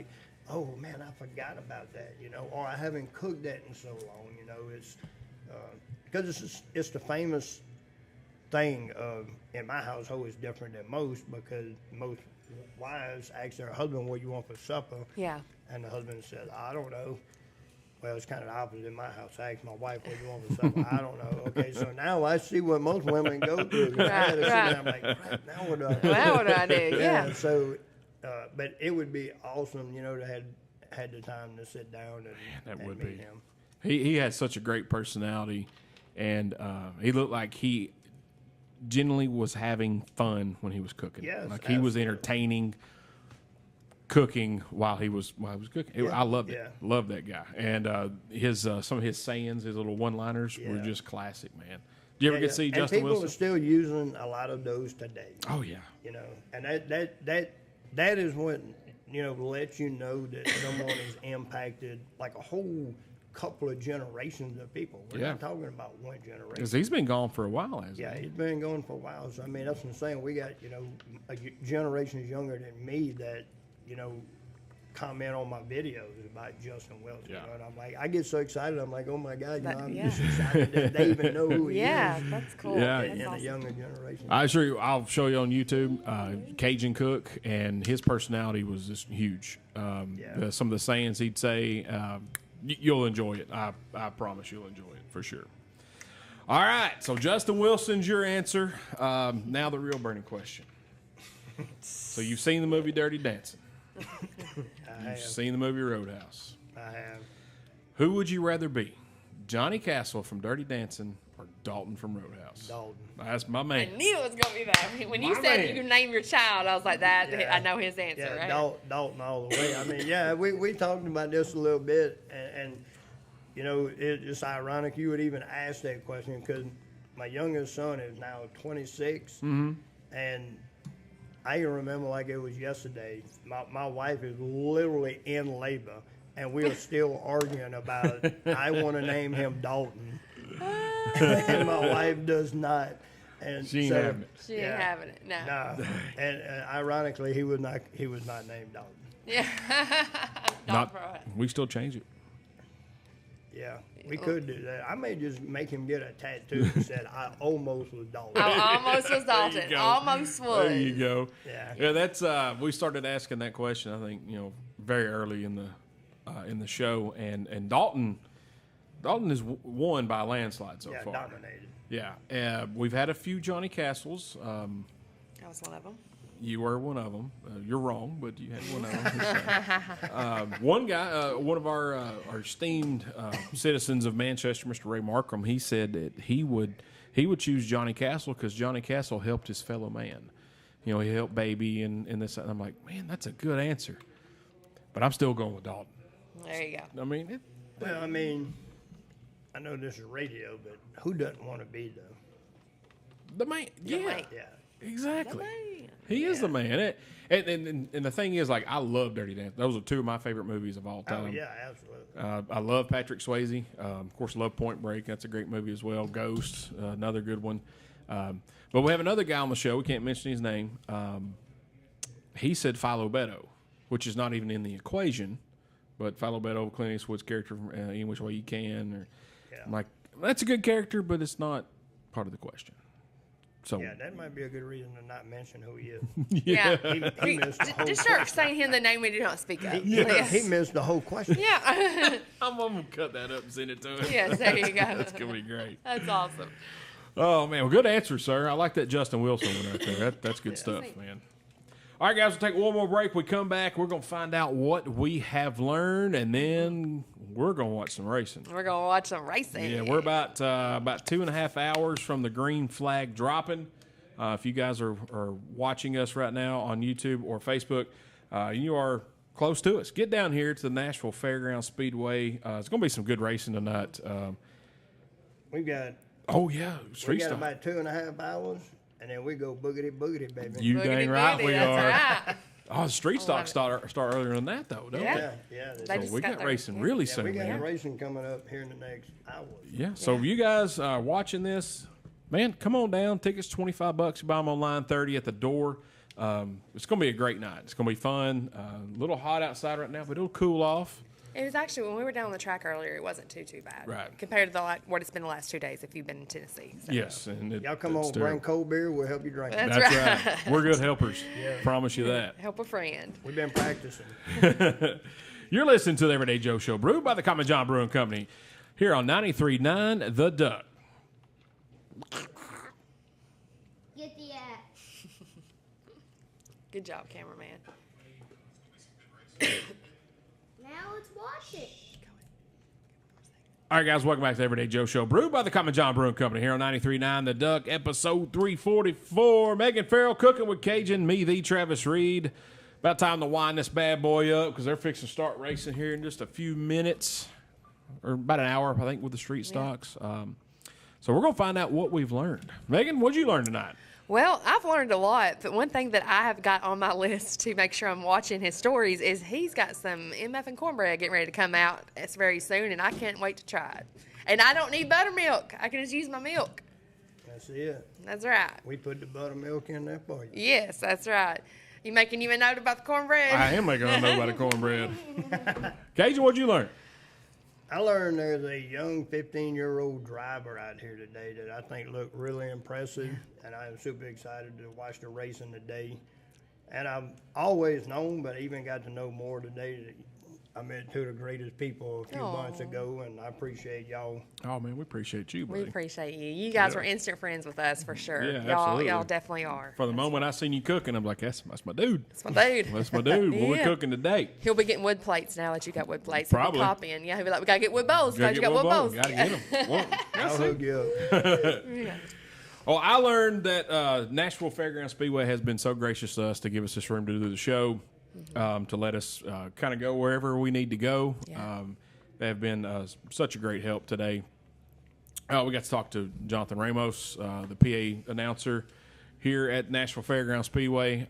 Dude has a great radio voice. That's for Does. sure. Just Wow. out of college, Yeah, he seems like he's been doing that for years. Yeah. doesn't he? Yeah. I mean, it I know was. he's young. I mean, Yeah. he's fairly young. Yeah, graduated in 2019, but man, he's on it, dude. He sounds great. Had a good time visiting with him. Also learned that we're so thankful that Cajun came up here to Nashville, hang out with us. Man, you don't know how much it means to us. We appreciate it. Appreciate the spices. I cannot wait for my favorite cornbread to come out. I'll be on your Etsy shop ordering some. And Yes, and the shirts, if you guys are waiting on swag, when they sell out of a T-shirt, we just learned, it's done. So you need to go buy the swag because once they sell out and make a new merch, the old merch is gone. they gone. Yes, Yeah, sir. yeah, it's been a while. It's been a wild ride, you know, but it's been awesome. And that's the thing about, you know, the merch and stuff. We like keeping kind of changing it up and keeping it fresh. So yeah, I mean, for the most part, you know, we get products and they go and then we go into something different. And we're just super excited about the cornbread mix coming out, and the support from everybody has been awesome. So we can't say thank enough to everybody, you know, the followers and everybody, y'all and everybody that's helped us out. Oh, man. It's a been good community of people. I'm sure it's been a wild ride for you guys for sure, man. All right, well, we're gonna wrap this up. Once again, thank you so much for coming, man. We've had a blast. It's been fun talking about all the things we talked about: racing, cooking, music. Been good, man. Megan, thanks for being here. Thanks for having me. Cajun, appreciate you, brother. Thank y'all, man, so much. Yes, sir. All right, appreciate it, guys.